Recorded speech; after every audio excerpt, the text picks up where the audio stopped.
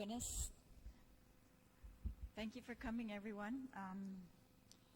The Committee on Cultural Justice is now called to order. Today's Monday, June 19, 2017. The time is 9:11. Notices for this public informational briefing were disseminated, it's a public hearing on a confirmation and an informational briefing on other items. But notice was emailed to all senators and all main media broadcasting outlets on June 12th and again on June 15th, 2017. The notice was also published in the Guam Daily Post on June 12, 2017, and in the Pacific Daily News on June 16, 17, and 19, 2017. Agenda items for this hearing will be the confirmation of Ms. Rebecca A. Duenas, Chamorro Culture Representative to the Guam Historic Preservation Review Board. The agenda item for the informational briefing with the Guam State Historic Preservation Office will be centered on the disturbance of historic sites, including Finnegadon and live fire training range complex at Ritidian or near Ritidian, and the public access plan to historic and cultural sites on military bases. I'd like to acknowledge and thank my colleagues for attending this morning, Senator Will Castro and our Legislative Secretary, Senator Regine B. Lee.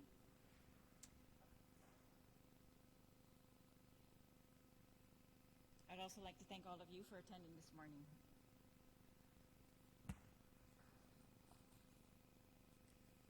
We'll begin the informational briefing for the State Historic Preservation Officer. I have several people signed up to testify, but the panel here I know represents the Government of Guam, Department of Parks and Recreation, and our Guam State Historic Preservation Office. So I will let you begin. If you could introduce yourself. Wait, Joe, did you set up a PowerPoint, Joe? Or Joe, did you set up a PowerPoint? No.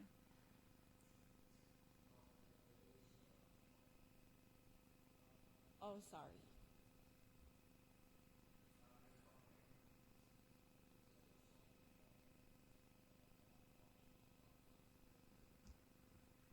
And the PowerPoint, I have to be in there, in that office, away from the public hearing, to be looking at the PowerPoint, and then somebody in the public hearing will be saying next, so I could make it next in there, and I thought the PowerPoint would be in the public hearing. I thought so too. Yeah. I guess they're going to try to put it up on the TV screen, though. Yeah. Would you like to proceed with that? I have a thumb drive and a CD. If they could actually put it in the screen. All right. In there, and Mr. Robert Chrysostomou can be saying next. Would you like me to allow the testimony first, and we'll work on that while they're working on that? Is that all right? Okay. So we have on the panel, could you please introduce yourselves? Yes.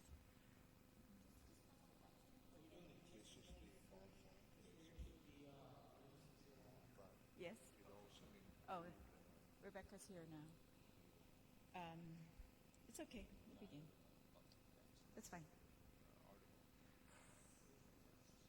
Oh, we're going to hear that. We're going to do the informational briefing. So,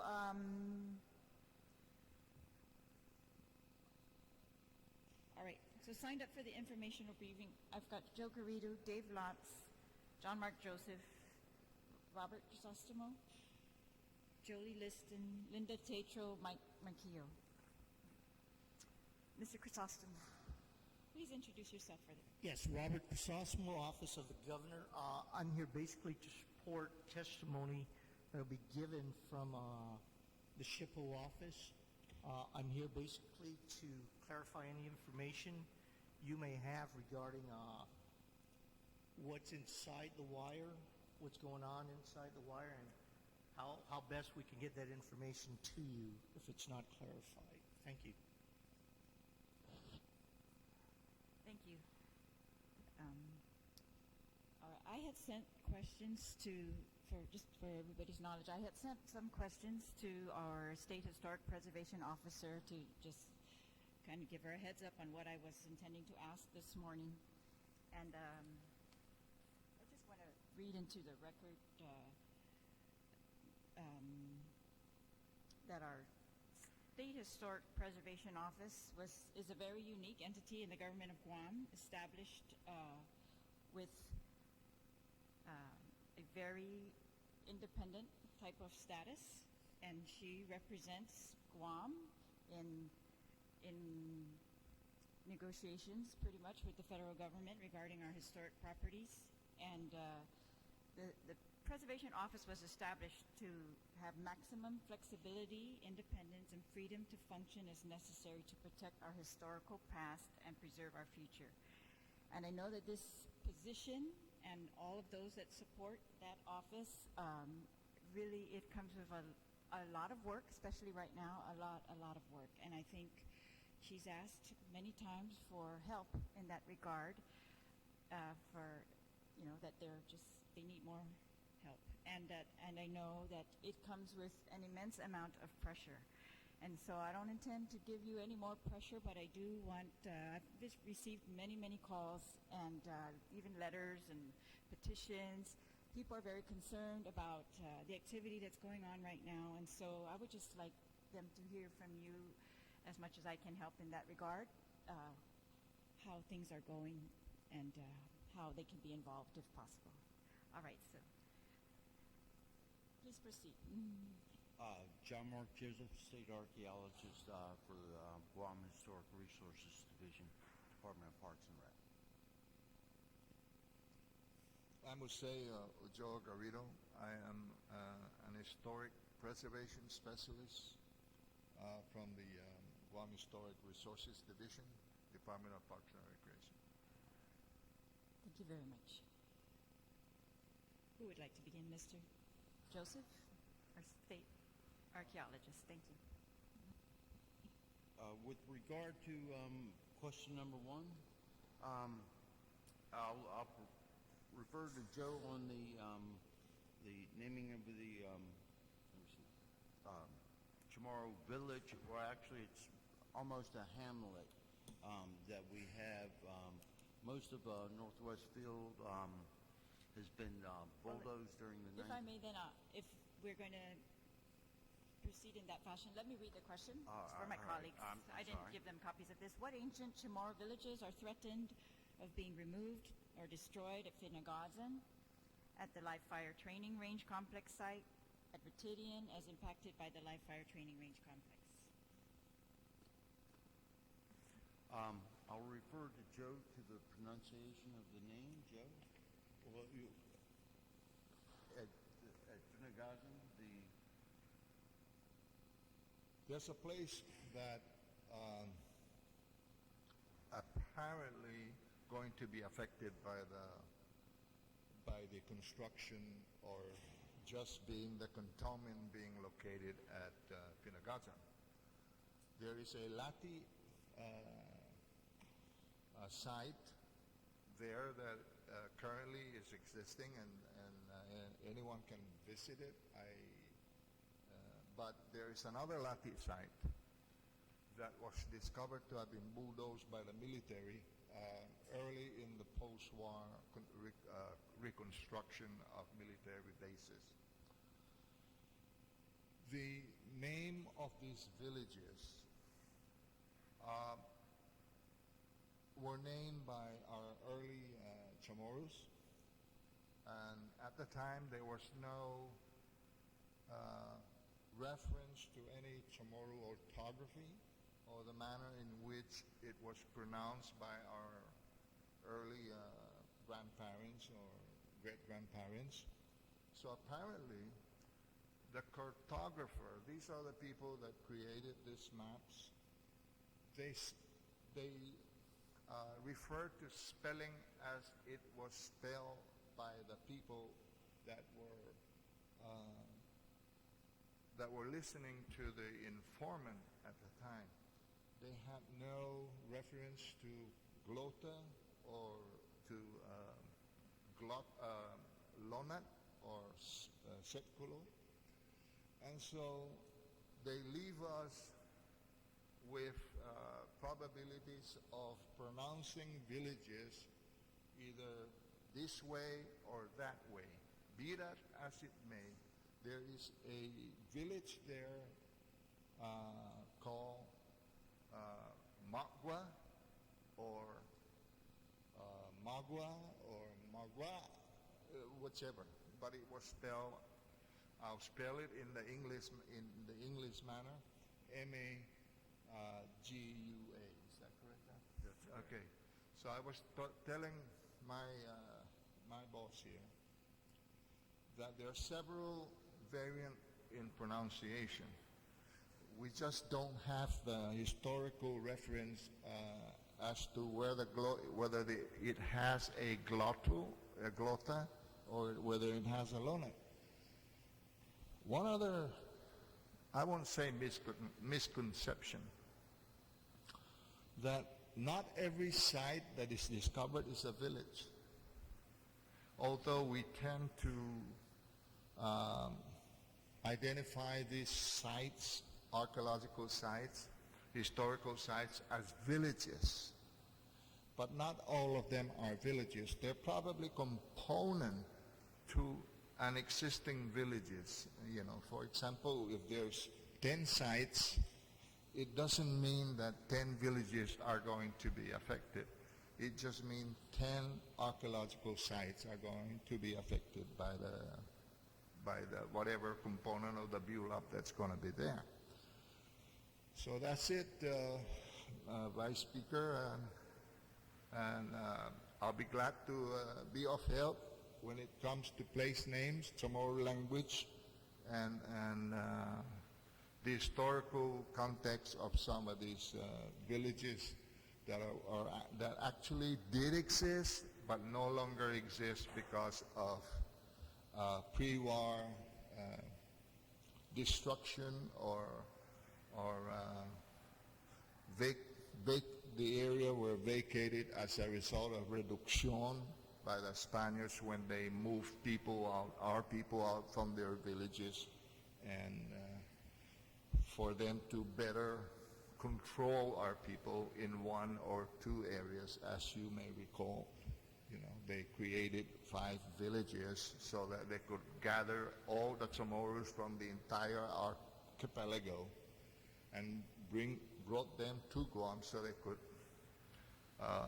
control them. But I will answer questions in terms of the historical and linguistic context of the place names and villages. If I may, as Mr. Garrido said, most of the sites there are not villages. There are short-term occupation, mainly perhaps a few days or whatever. They came, they stayed, they put in an earthen oven, then they left it, perhaps went back to their village down at Retidian or Runau, maybe just passing through the area, hunting or something. Mr. Joseph, can you just confirm which area you're talking about? I'm sorry. And Mr. Garrido, you're talking about Finnegarten. You're saying there was an ancient village in that vicinity called Magua? Yes. And are we talking about the same area, Mr. Joseph? According to the 1914, 1915 maps of Guam, and this map displays every part of Guam. So in that general area where Finnegarten is located now, and the Americans gladly separated as South Finnegarten and all that. There's no such thing as South Finnegarten. It's just Finnegarten. Okay, so that's some of the things that we deal with.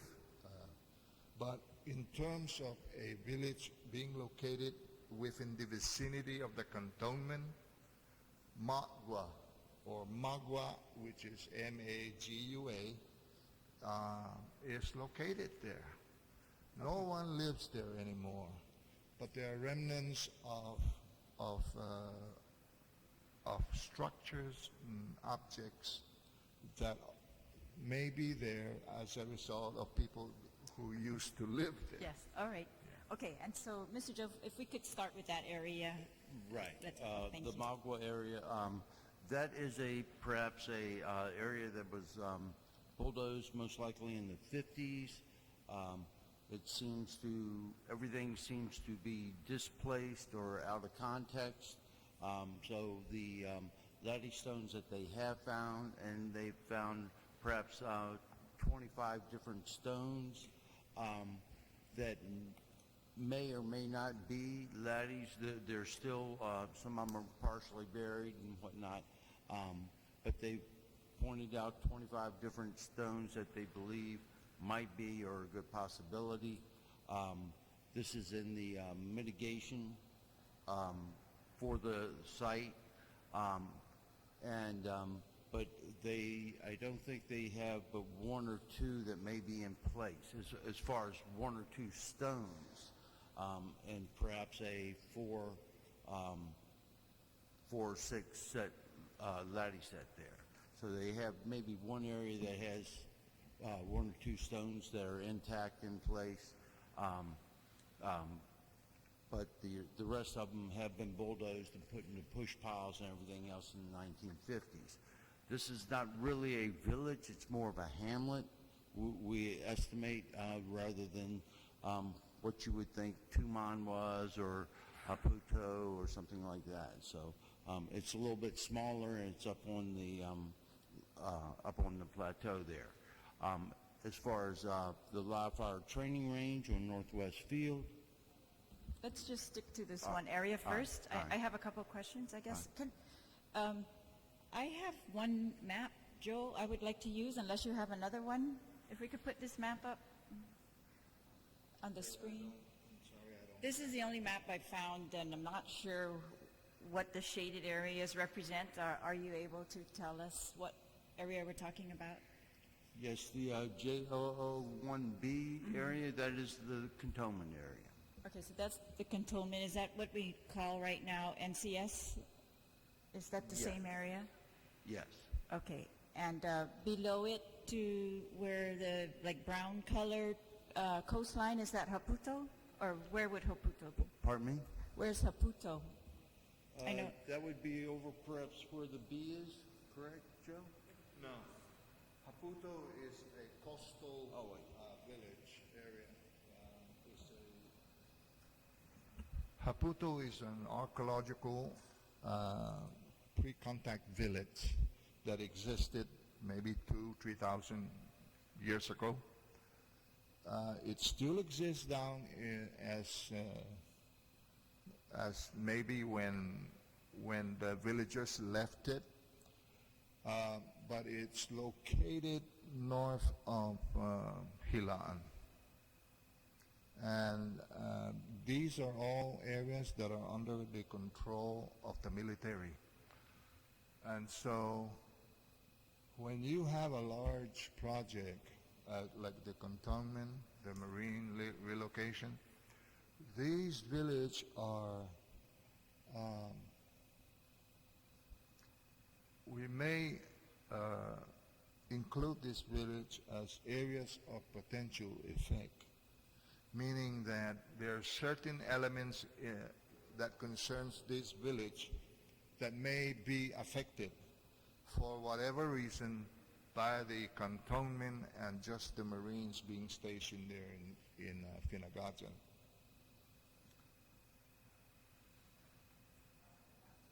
To get some perspective on this map for people that are looking at it, could anyone describe that to us? So the dark line, is that Route 1? No, Let me- that's the other, sorry. Madam Vice Speaker, Yes. may I help you? That's what I want. If you have a better map, please. Okay. First of all, the road that you're seeing is Route 3. Then it goes up to the Potts Junction where it's like a triangle, and then the other roads that follows after that is Route 9. That leads to Anderson Air Force Base front gate. Parks Junction is that triangle there. Then that road that leads all the way down to Litegjan is Route 3A, which is already a public access road. On the left side, color blue, that is the designated marine cantonment area. The entire area is not actually Finagatan. I think that the military tend to name these areas for convenience in understanding, you know, where these are. But Finagatan extend from what you're looking at MB's GTS all the way down to Okudo. In fact, in order going back in time, it also extends all the way down to the San Miguel Brewery area, which is Finagatan as well, and where the real Dededo village that was located there once, adjacent to the McDonald and the San Miguel Brewery, and they were evicted by the military because they were going to build the Harmon airfield. And so no, Suma is not the only village that was ever evicted, but the Dededo people were relocated to the Dededo ranch area, which now called Dededo village. But when you talk in terms of historical location of the village, it's down there at Route 16. And I remember those because that's where my family around that area stayed. And we know the old people that used to live there. My wife's family come from the Dededo village, and they were evicted from there. So Senator Castro. that's all I can help you now. Senator Castro just has one question. I hope that helps. Oh, a lot. Wahano question para hagulay magalahi. Is Finagatan an acronym? No, Finagatan is a real ancient Chamorro name. Okay. Finagatan. It's probably its meaning probably means the place of the thatch roof where they make thatch roof from coconut leaves. See, haigui.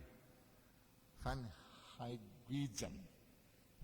A place where they cut coconut leaves, and that's where the people go to look for coconut leaves so they could put their coconut thatch roof back in the day. And that's Pinagatan. Actually, it's not Pinagatan, it's Fan. But we all deal with colonial changes. And so when a foreigner comes to Guam and say those things incorrectly, we tend to follow it as well. So. All right. In the interest of, I do want to get to all the questions and all the other areas, but my understanding of this area is that on the coastal areas, we have recognized ancient villages, Haputo, Hilaan, on the coast. So that would be the brown area on the map. And so up on the cliffs is where the current Navy housing is, and that's where that's where the action is that we're talking about right now. Is that correct, Mr. Joseph? The blue area, yes. The blue area. Yes, thank you Yes. for putting that map up. And in this vicinity, there is an area where they put lati stone, or they preserve them on site.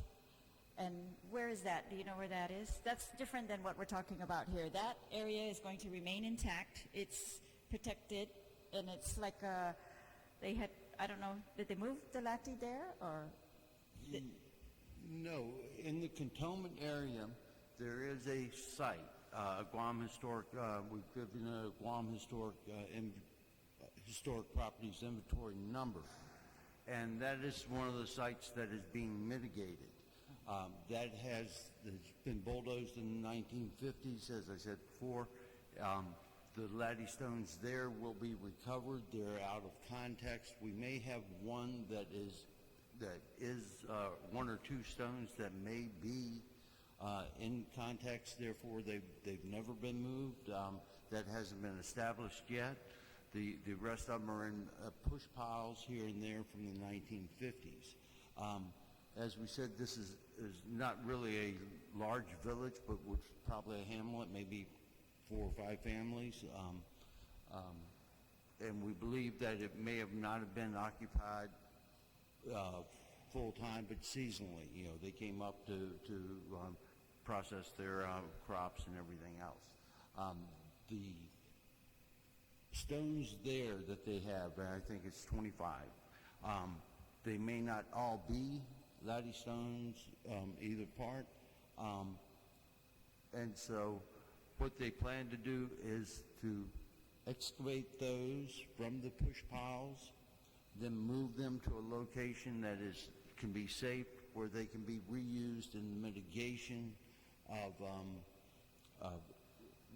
part of the mitigation for the PA there. How they're going to be used, where they'll be used for reburials, or for redoing a laddie set for visitors or something like that, tourism or something. I'm not sure at this point. They have not extracted those stones at this point in time. They're still in the push piles. All right. Well, can you describe very briefly just the process of how we got to that and who will decide that?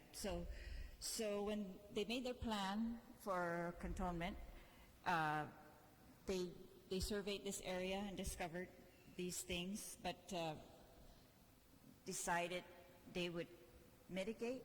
They would continue to do the cantonment in this area, and instead of avoiding it, try to mitigate it. And the mitigation, according to what I'm hearing, is to collect all these items and store them safely somewhere and then reuse them, as you described. Who will decide how they are reused? Well, that mitigation will go between the SHPO and the military. That'll be discussed at a further date down the line. All right. And what about the non-avoidance and the mitigation? Who decides that? That's decided, one, I'm sure by the mission that the military has. I know we've gone over 3 or 4 revisions of the cantonment, as same with the live fire training range, to try to get them to basically avoid what they can. And all this is the final plan that they came up with, that they said that they needed this area for that. The site that we're speaking of that was named Magua, which is intersection there, is I guess is in the middle of that cantonment. So as far as I know, and like I said, it has previously been disturbed and bulldozed. They were not able to avoid it. If you discover after further study that the couple lapti that you're talking about are stones that might be in context, will the plan change, or do they still intend to pick those out of the ground and move them? Right now, they're doing data recovery, which is the worst. Basically, at that point in time, we take the site up, or at least a portion of the site, and remove it to get the information we can from it. That draft report has not been sent to our office. We're right now working on the draft report for the live fire training range. So at that point right now, I cannot comment on that. I don't know what they have taken up. I imagine we could find out through the military. What are they authorized to take up at this point under data recovery? Well, they came up with a data recovery plan and presented it to our office, which we made comments on, that they had, it seemed that they had previously decided or contracted how much work was to be done before the place was fully, in my opinion, fully identified and evaluated. So at this point in time, we make our comments to see, I can only speak of the live fire training range. We are reviewing that now, and we look at what they've done, what their mitigation plan they had called for, and how that treated the site, and if it was enough mitigation on the site to say, okay, we're satisfied with that, and perhaps it needs to be monitored to make sure there's nothing else of significance there, or it can be go ahead and totally destroyed. Well, back to the Magua area, Finnegaden, if we're in data recovery now, and they've been authorized to pretty much recover everything, anything, and move it, and store it, and take it out of context, mitigation after that seems very limited to me. If I may, yes, you would think so, but they have a draft report, and they have to come back to our office to see if that is appropriate measures to do that. We've already commented on their pre-data recovery plan, and we felt that was not sufficient enough at that point in time, because you never really do data recovery until after you've finished identifying and evaluating the site, and we did not feel that was done in some of the places good enough. Oh, so why are we in data recovery if the SHPO's office thought it was not an adequate plan? Well, the military has certain contracts that they put out. We don't control the military, and so they do certain things, and it's kind of a back and forth type of aspect where we... Madam Vice Mr. Speaker, Crisostomo?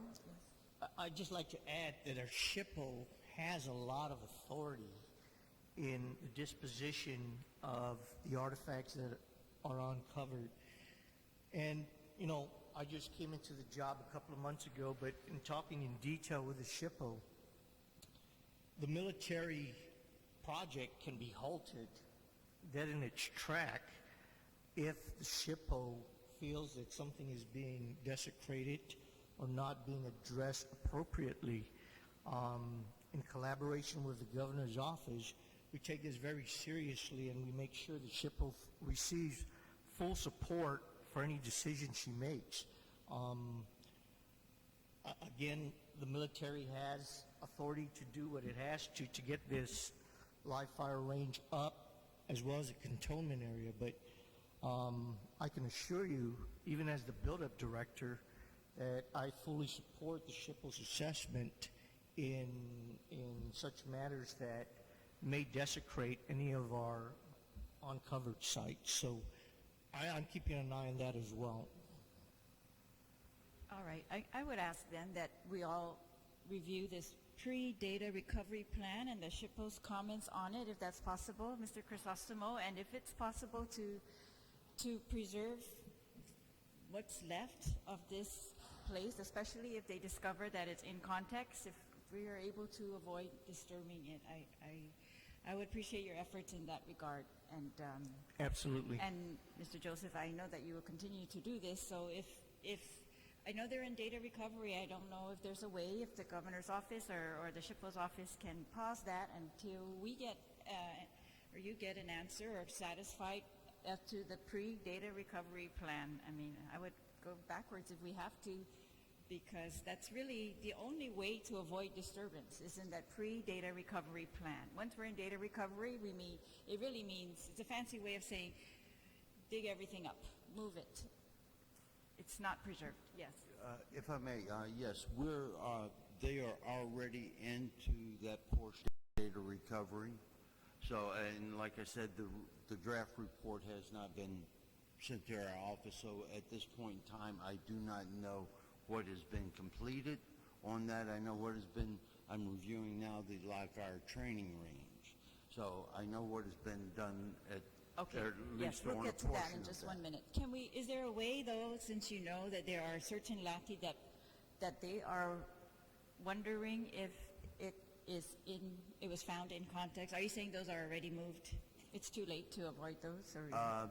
That I could not tell you. I could go through. Yes, well, that's what I'm asking. If I would like to review that, please, Mr. Crisostomo, review the pre-data recovery plan, and with full knowledge that we are in data recovery stage right now, if there is anything that the SHPO's office or the governor's office could do to get what the SHPO wanted in that regard, I would say this is the time to do it. And if we can preserve what might be in context Lati, I think we should do everything in our power to do that. Okay, the other questions I had asked, I'm just going to read them because our discussion pretty much centers around these, and we'll move on to the live fire training range area. I had asked also, first, were there ancient Chamorro villages being threatened? Is there anything the Guam SHPO, the governor, or the legislature can do at this point to stop the removal or disturbance of these ancient Chamorro villages and artifacts? I know they say they take up stones and they want to preserve the stones, but I'm sure many people agree with me that if we can preserve the villages or even remnants of villages, those are things that we preserve for archaeologists in the future, for ourselves in the future, for our children to discover further how the context, and we need that context. We don't need the stones as much as we need the context. We need to feel that this is a place they lived and imagine the possibilities of that. The other questions I had asked were, is there anything the Guam SHPO or the governor can do to allow comment prior to the disturbance of these ancient Chamorro villages and artifacts? Particularly, can we publish a notice in the paper or notify the public prior to the removal or disturbance of Chamorro villages and artifacts?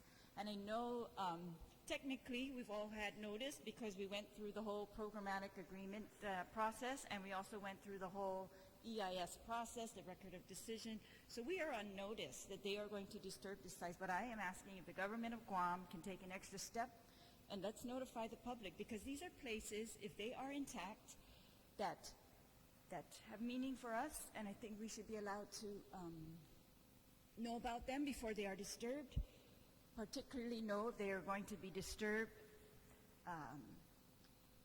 Go there, if possible, and feel what we can, and in context. And so I would ask that your offices, if possible, let's work together and come up with something that we can do.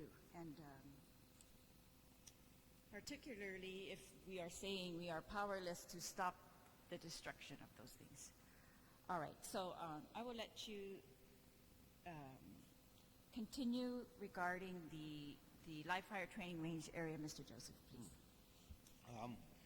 During your mitigation process, we worked with the military to avoid certain sites as much as they could to try to change the ranges.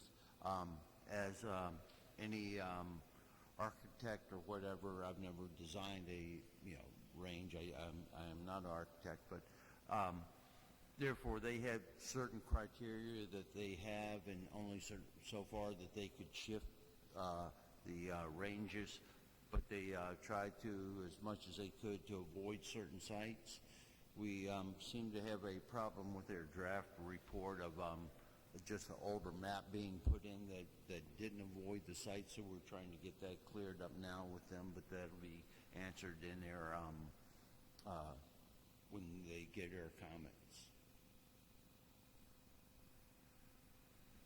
But as I said previously, most of the sites that we're dealing with are short-term occupation, perhaps maybe came up for a week or a couple of days or something like that to procure different resources and then leave. So we're not talking about a major village, especially in the live fire training range. For historic preservation purposes, is there a difference between a major village and a temporary village, or a sites that are used for hunting or things like that? It was my understanding they're pretty equal in historic preservation terms. Yes, they are. Yes, they are. And a lot of times, even the smaller sites are more important because it shows the travel Yes. between the villages or procurement of different resources. And perhaps we may not fully understand those, or it could even be a rite of passage, that they have to go away from the village or something. We don't have it. If we had a magic mirror to see into the past, it'd be great. Can the audio personnel try to make that map bigger? Oh, that one. That's great. Thanks. Okay, so this map represents the gray portions represent the live fire training machines, I guess. Range complex. Yes, the range complex. Those are the constructions. They're going to construct things there, and the gray areas. Yes. And the red line outlines the surface danger zone, goes out over Retidian and over the water. And this is generally the cliff above Retidian, this area. And the green area is, this is from a map prepared by Mike Carson, an archaeologist, Dr. Mike Carson. So the green area, he says, is documented archaeological sites. So there are some on the right, some, of course, big area here. The thing that the bigger portion is what we commonly refer to as Retidian or Letexan, but I'm not sure the right portion. Do you know, Joe? This on the right side, those archaeological sites on the far right, what area that looks like it's up on the cliff. Anyways, okay, so this is our understanding. If you're going to the Retidian Wildlife Refuge, it will be the fenced-in area on your right, the top or the cliff area above. Is that correct? Is that what we're talking about, Mr. Joseph, the live fire training range area? Yes, the sites I was commenting on are on the live fire training range Okay. area. All right. And so can you tell us what we know about this area in general? Well, we know that it was visited, at temporary points in time. That people would come up. We do not have a long-term occupation up there. Like I said, it was short-term. That we really haven't explored a great deal, and that's one of the things that they're doing the mitigation now is to get some of that information. As I said, we were able to basically move one of the roads on the live fire training range, which saved about 6 sites from being excavated and all, left them in place. I think we tried to get them to shift a little bit more just to do 1 or 2, and like I said, I've never, the construction of a range, they have a certain criteria for the ranges and how close they can be to each other and which angle they can be at, and so therefore that's why you see the configuration that we have today.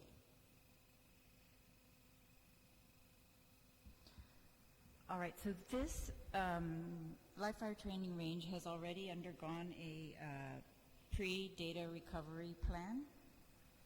It is under data recovery right now. It's also under data it has recovery. already completed a draft report on the data recovery that was conducted.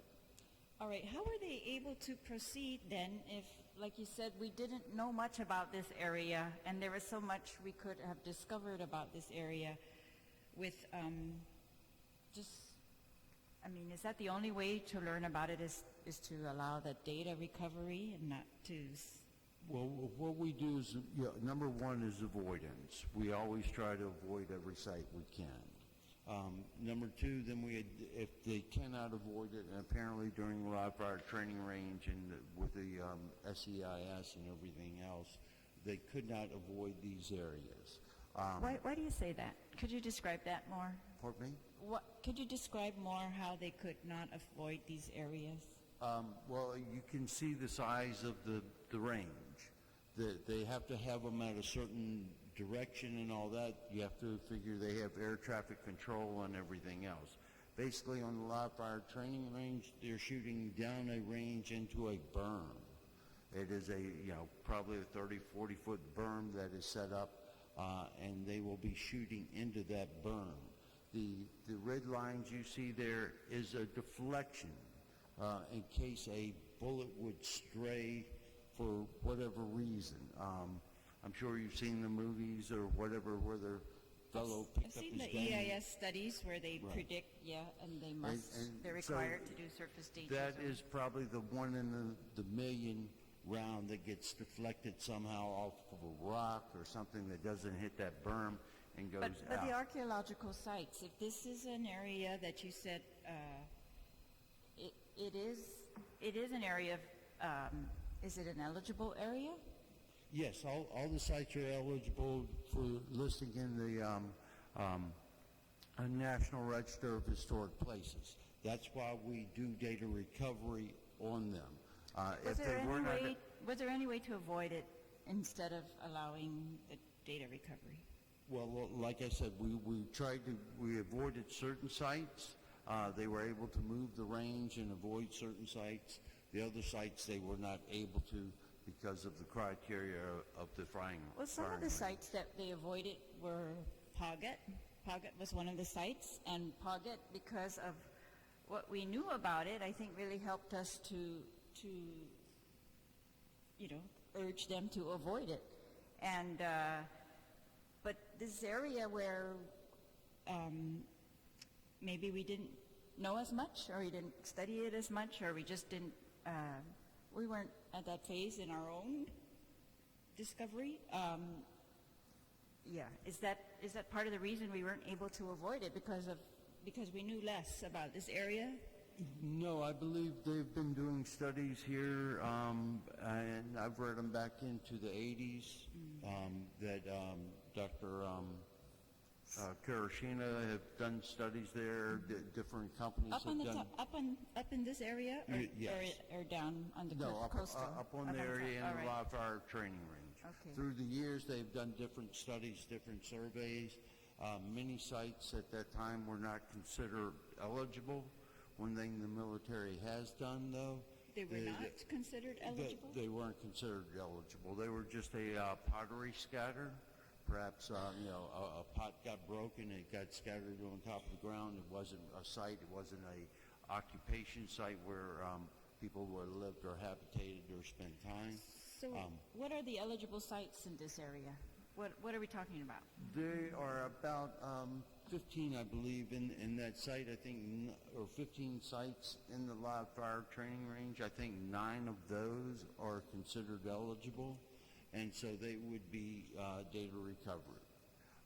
The other ones, one of them is a 1930s road.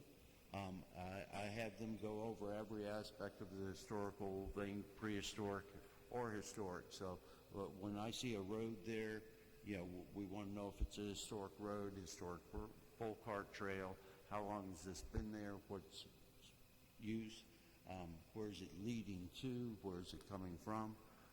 So we've had them check out just about everything. I think we've kind of taken them a little bit further than they wanted to go, but they actually did some good research and came back to say it was gave us the answers we wanted. When you say you've asked them to do more research, you mean do more data recovery? No, on some of the aspects, like the road, they went back through the historic records. On some of the buildings that they had, they even did research at the National Archives in D.C. to find out what those concrete pads and all, what they were used for, and so they did a fairly thorough job on getting that information to us and answering the questions there.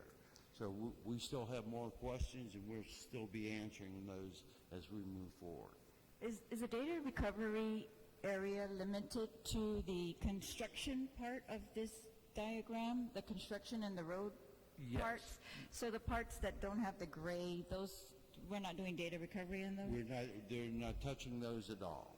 So I'm sorry, but I was hoping we could get full details of what exactly we found here, particularly related to Chamorro settlement. If it's not a village, what was it? Right. Right now, from what I've read from the draft mitigation, is that right now we're having small areas, perhaps maybe 15 by 20 meters, something like that, with an earth oven, maybe like said occupation of 2 or 3 days or something like that, may have used maybe just a day at different time periods. So they may be 1,200 years ago, and they came there, and a group came and stayed for a couple nights, and then they left. Whether they were procuring different resources or not, I can't tell you at this time. And we're still reviewing those, and we have questions on their data recovery efforts. So at this point in time, in looking at the draft report, we still have questions about their data recovery efforts. So we're going back to them to say, I think I'm halfway through right now, and so far I think I've written 13 pages. So we have, I think it was 109 questions so far that they need to answer for just that half. I'm trying to get back to the other half as soon as possible. Could you give me an example of a question that you're asking? One of the questions would be if the shovel test shovel test pit that we dug to basically help identify the site, if this one was positive, usually in archaeology and methodology of it, you usually go 1 to 2 shovel tests. Usually, I'm from Virginia, and we do 2 shovel tests to say we're out of the site. That means we would have 2 negative shovel tests to say, okay, this site no longer goes there. Here and there, we have 1 shovel test, and it's positive, and then it looks like an arbitrary line was drawn. So my thing is, you need more testing.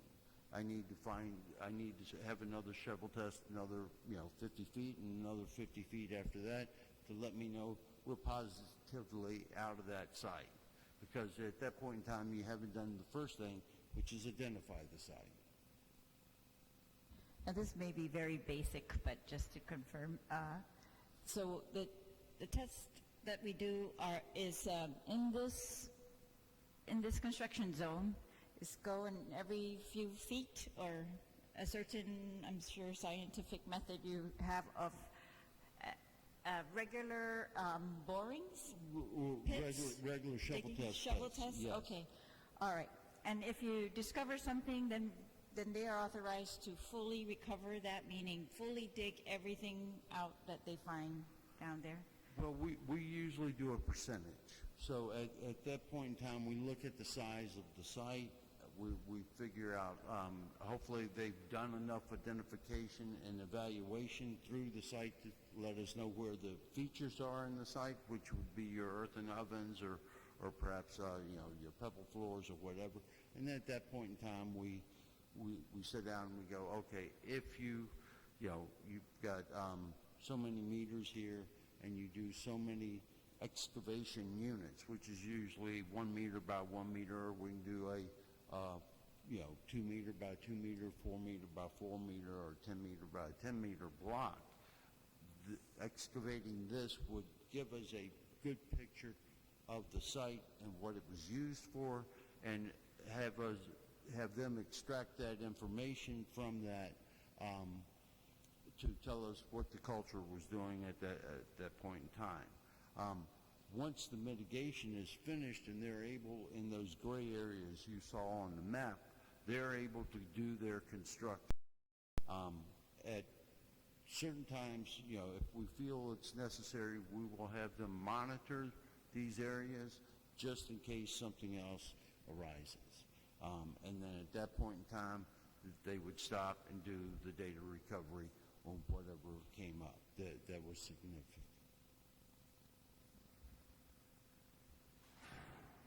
Are you finding Lati or Lusang in these areas? Not in the area of the live fire training range. In the cantonment, yes, that's where the laddies were in the push piles. All right. Okay, so I had the same question again for the government of Guam. Is there anything that we can do to preserve these areas intact?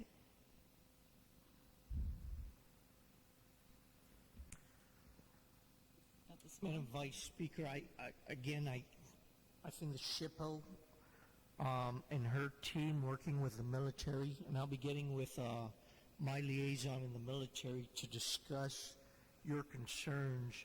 I believe we're proceeding cautiously. We're making every effort to preserve the findings, the artifacts, and we will get back to you with more fidelity on what mitigations we have taken so far. And if there's something that needs to be done immediately to preserve our cultural artifacts, believe me, the governor's office will step in right away. I will be in step with the SHPO on this whole process until it's completed, ma'am. Or at least until I hand it over to someone else. Well, my concern is that we know that both Finagazan and this area, they're eligible for registry at the, what's the name of the registry? Historic Register. And they're eligible properties. That means they have historic significance for us, and but we are actually allowing construction on both of these areas. And so the construction, in my basic mind, maybe you guys can explain something else to me, but once the construction occurs, the site is completely destroyed. I mean, we can't go back and say what we say now, oh, that was bulldozed. This is dug up and removed.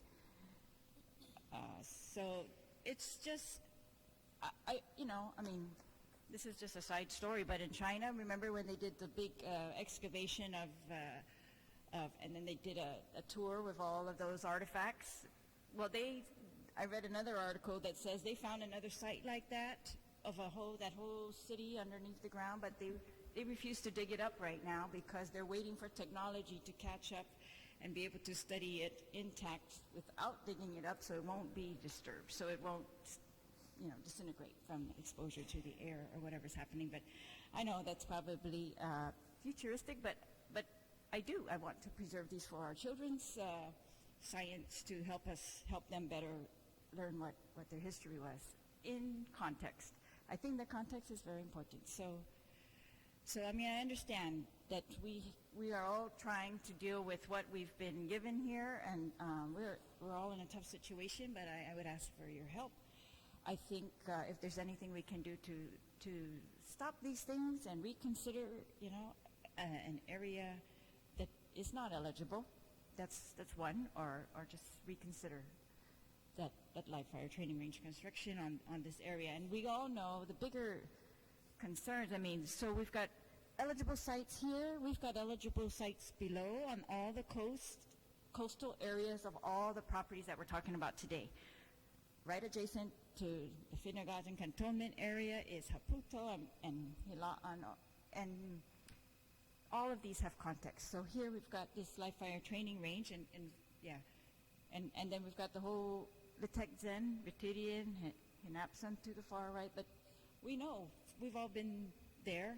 Uru now, it's all part of a long coastal area of activity, and we still have so much more to discover about how they lived, how they used the upper areas, the lower areas. So, anyways, I would, if there's so just to be very clear, so we are in data recovery, meaning they are allowed to dig, and if they find something, pretty much take it out and put it in some place safe until some other plan is made for what to do with those artifacts at that point.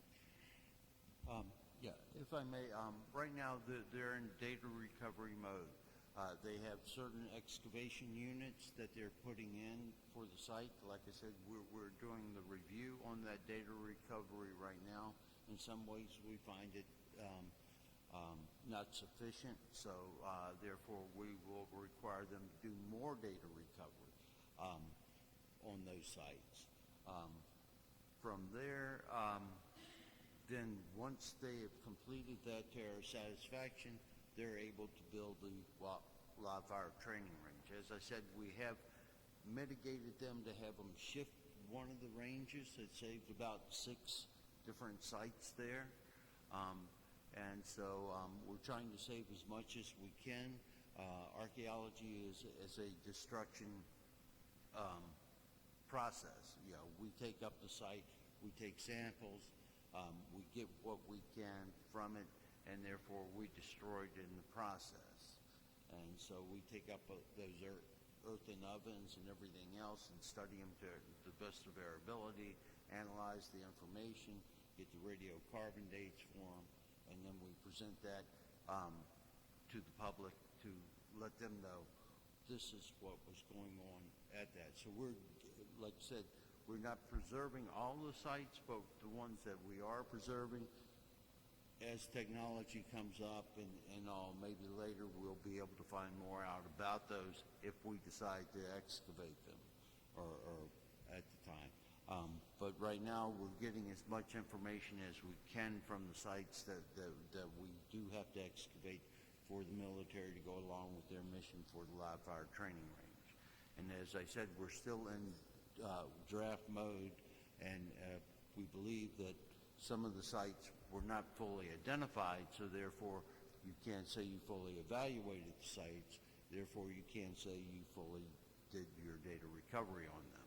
So we're still in that process. Right now they've done limited, I think the most excavations that they've done on one of the sites was maybe perhaps 6 1x1s. So that is, 6 meters long, 1 meter wide excavations, if you put it together there. Mr. Joseph, are we finding things in either of these areas that we did not know about when the record of decision was completed, or when that were not discussed in the EIS? Yeah, at this point in time, I am still reviewing I'm only halfway through. Some of the areas, it seems that, we have found that the area in the cantonment, just to switch over from live fire training range, was perhaps bigger than they first thought. They're dealing with dense jungle.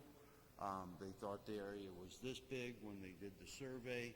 Perhaps the survey was not done to good enough standards to fully identify the sites, but they seem like it may be a little bit bigger, or perhaps they found more in there with the push piles and all than previously thought they would have. Well, that is another reason, Mr. Chrysostom, why I asked for your assistance. It's because these things were not all fully known or discussed in the EIS, and there was no way for us to know what we would be losing in some of these cases. So if your assistance is appreciated. All right, I'm going to ask if there anything else you would like to say regarding this. I would like to ask other people also to come up and talk, and maybe they might have some questions if you're willing to stay and help us with that. I'm sorry. I'm sorry. Yeah, the acoustics in here. Do you have anything else you would like to say regarding those two areas? And if not, I will call some other people who've signed up to testify and or provide comment, and perhaps if you don't mind staying and helping us to answer some of these questions, if that's possible. No, not at all. I don't mind staying. No, I don't. Like I said, we're only halfway through the review on the live fire training range. So right now we have questions about that, and we will keep presenting that and doing the best job we can for the people of Guam. Let me allow my colleagues to if you have any questions right now. Senator Lee?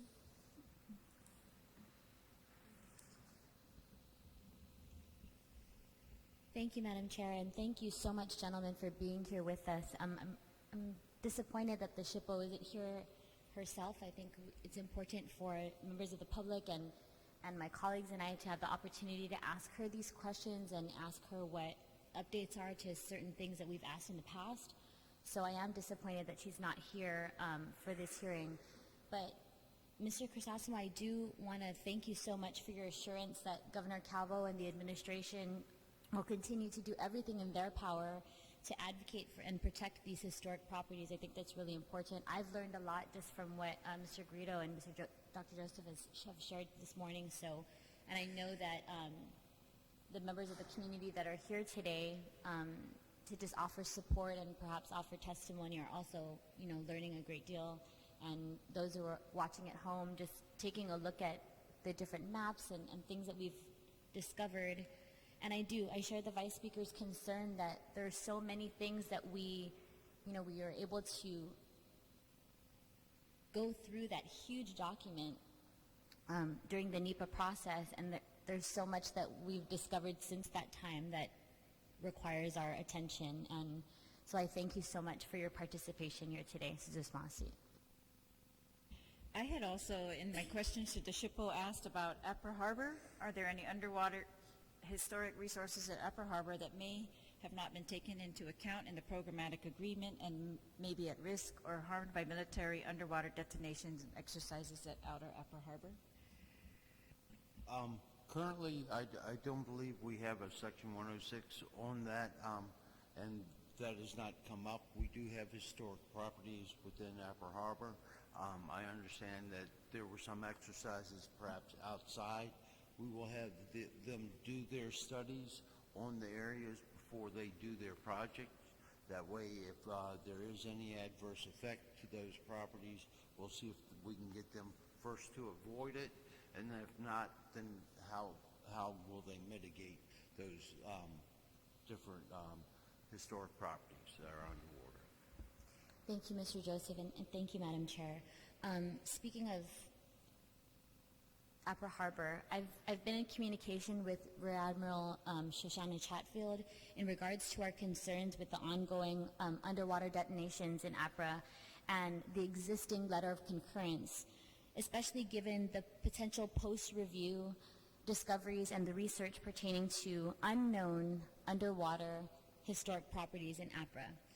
According to the Chronicles of the Mariana Islands by Ancito Ibanez, as translated by Marjorie Driver, there may be unknown underwater historic properties in APRA, which is what you were referring to, that could be characterized as post-review discoveries, and that warrants further comprehensive underwater surveys and intervention from your office. So I'll be continuing to meet and have discussions with the Rear Admiral and her team, and I invite you to discuss this further. So my staff will be sending you our correspondence with the Rear Admiral staff, and we really look forward to your guidance and your input on this. My question to you is, does the SHPO or the Historic Preservation Team have plans to advocate for a full comprehensive survey within the Upper Harbor area to address unknown underwater historic properties? As a state archaeologist, I would like to see that. We'd like to know where everything is on the island and in their underwater boundaries. I'm not sure if the SHPO has that on her long-term range or not. I cannot speak to that. But it would be nice if it would be done. We've had surveys done before in Upper Harbor. We have a couple places we want perhaps nominated and maybe listed on the National Register at this point in time. So there's important historic sites there for us. But like I said, I cannot speak for the SHPO on that. So I think I'll certainly be following up, and I look forward to the continued support of the Vice Speaker and my colleagues to do so, as well as the assurance from Mr. Crisostomo and the Calvo administration to continue to push this, because I think we can address the potential post-review discoveries that have been detailed in these research publications, like the Chronicles of the Marianas, and better positioned, we can ensure that we're continuing to discover, continuing to preserve, and to continuing to protect these historic properties. And I'm really excited to see what may come of this survey. So I really appreciate you maybe taking that message back and us all working together to make sure that we're protecting this area. Those detonations in Upper Harbor were allowed pursuant to the Mariana Islands Training and Testing Range. Well, first the MERC and then the MIT.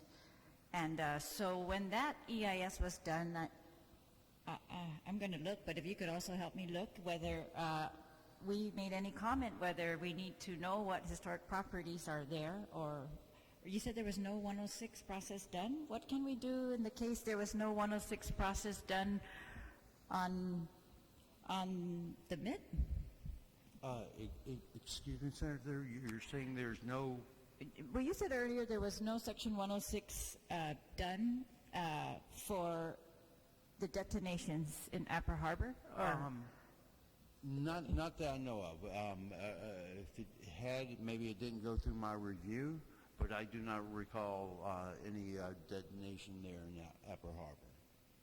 All right. Could you review your records, your office's records regarding the MIT and the MERC, and see what comment was made for historic properties or not being surveyed in Upper Harbor where they plan to do the detonations, and other areas? There's one off of Agate, one off of PD, I think. All right. I'll send you what I've got. All right. Thank you. Okay. Not all of you signed up for testimony, but I know Sabina, Paris, and Dave Lotz. If you could please join us at the table. And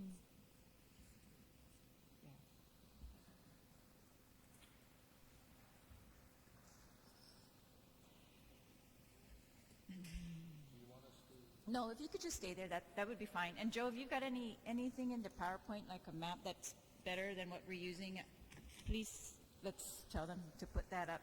If they could please put up map number 3. Oh. Okay, and Senator Hope Cristobal.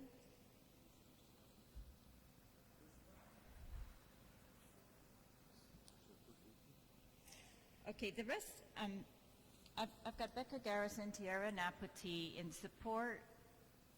Doesn't say testimony though, and Jolie or Linda, did you want to provide any testimony, Joe?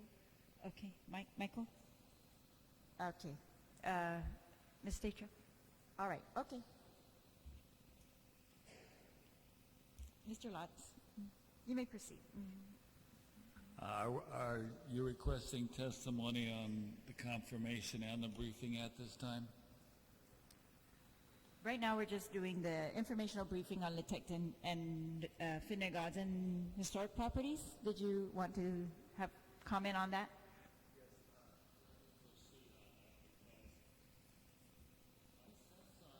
Wait, I'm sorry, Mr. Lotz, can you press that button so the red light goes on whenever you're going to speak? Oh, all right, thank you. Thank you. Sorry. The only thing I really want to say about Finnegazen is I think it would be wise to get the information from the Artero family as to what was in that area prior to the war. Unfortunately, there was extensive clearing in that area beginning in 1944 for the original Naval Communications Facility and subsequent facilities that have been built and relocated since that time.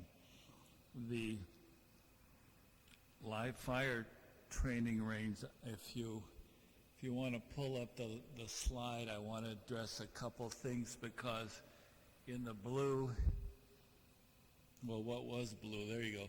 That's DOD land, and below the cliff is real estate that's a Fish and Wildlife Service, and I'm of the opinion, while there's a federal law that requires an agreement between the Fish and Wildlife Service and the Navy for use of the safety area,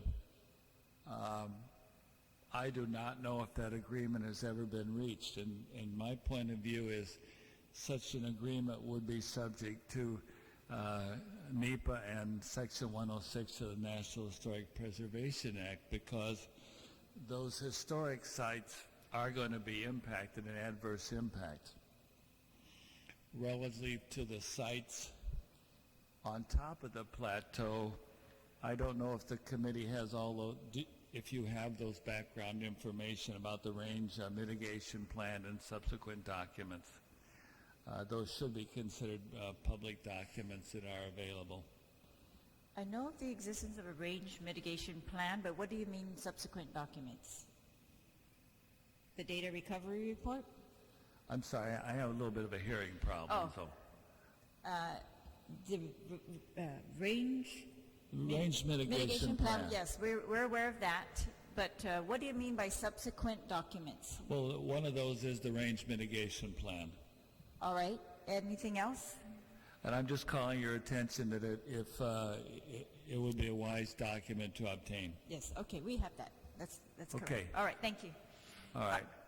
And my only other I know I'm being concise on a lot of this, but the public access plan, it seems before the plan came into existence. Oh, Mr. Lutz, I'm sorry. Can we just hold off on the public access No plan? problem. We're That's almost fine. finished with these other parts, and then we'll talk about that, if that's Okay. okay? All right. Dr. Joseph, is there a, do you know if there's going to be a 106 process done for any part of this live fire training range, or it was my understanding they said that's included in the programmatic agreement, but it would be great if there's a separate process. Is there going to be one for the Retidian area covered in the surface danger zone? Right. The programmatic agreement is part of the 106 process. That's kind of our overall umbrella to say, okay, we have a large project here, a large undertaking, a live fire training range, which is significant in any place in the world. And so this programmatic agreement shows us the steps that we do with the 106 of how we Is that your office's position then, formally, that that programmatic agreement covers the live fire training range up in Northwest Field or in that area? Because it was not chosen until after the programmatic agreement was signed. Right, and the programmatic agreement is a living document. So therefore, it had in it that it was not, the range was not chosen at this point in time, not until the rod came down that they Right. chose that. We made comments on the area there. I didn't do those comments, and so I can't speak to them. But then as far as the mitigation plan goes, I know I reviewed that, and we had comments on that, and of course the data recovery plan.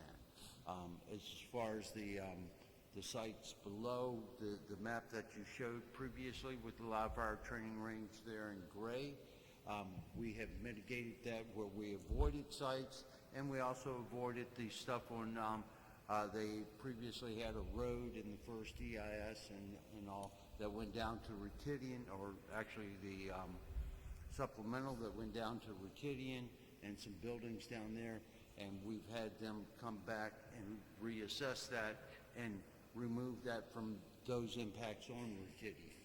So even though Retidian and is in the indirect impact zone and will not be directly impacted, we have taken those direct impacts out of that equation through mitigation with the military. It is still included in the surface danger zone, though? Right. Yes. Like I said, that's the 1,000,000 to 1 reflection of Well, a bullet. that's contrary to what the EIS says regarding what the surface danger zone is for. So, I mean, it says they're creating a surface danger zone because of the potential. Right. All right. Do we know if sound is going to impact sound from the live fire training range? Did your office have any comment on that? Do we have any comments on the live fire Yeah, whether sound, noise from the live fire training range impacts the Ritidian area? On the noise, they did certain studies there for the noise that would be heard on the on Ritidian and all, and I think that they came up within the EIS that it was no adverse effects to the wildlife. I'm not a biologist. I don't speak to the endangered species or that. So that's something that someone else would have to answer there. As far as the noise and the vibrations coming off of there to affect the What about you? lattice sets, I don't believe there will be any impact there.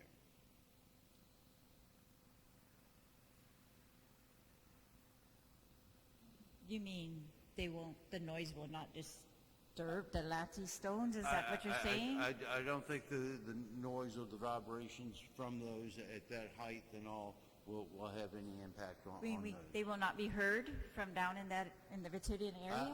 I will believe you will, perhaps if you were down on the bottom, you would perhaps hear the machine guns or anybody firing on the live fire training range.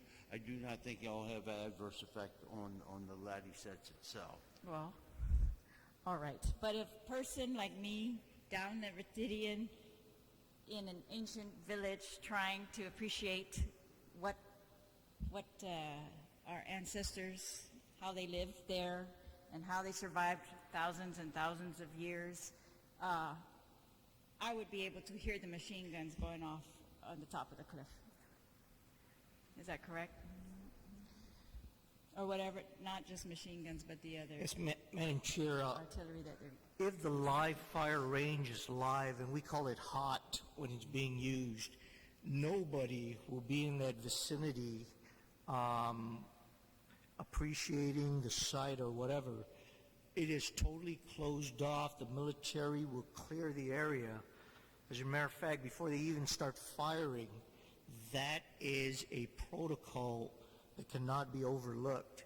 Even boats that come into that fan, if you can put it back up, that red line, anybody or any vehicle or any boat coming into that fan, we cease fire. That 1 in a million stray round that can deflect off, we don't want anybody getting hurt. So with regard to noise, there really is nobody down in that area. We're not going to hear it because it will be closed. Absolutely. And once that range is cold, then people can move into that area for visitation or Yes, tours. we're aware the plan is to close it for, how many weeks is that, Mr. Lutz? Several, Sabina, do you know? May I Pardon? 273 days out of the year. 273 out of 365 days a year, yes. Under Section 106 definitions of adverse effect, changing of public access and introducing audible elements into a site listed or eligible for the National Register, those are adverse impacts, immaterial of whether people are on the site or not. My concern is there an ongoing 106 relative to the surface danger zone below the cliff? Is there such a consultation going on? If I may, yes, the consultation and mitigation is ongoing. So we haven't got that far yet. We haven't even got to the data recovery of the sites that will be directly impacted. So that mitigation is ongoing and it has not been concluded at this time. Like I said, the programmatic agreement is set up to be a living document to where we mitigate and look at the effects as it comes through. The repository is part of the cumulative effects that comes through for the whole Guam as a whole. But those, as they do the live fire training range, are also under mitigation. And the indirect effects there, the closing of Ritidian,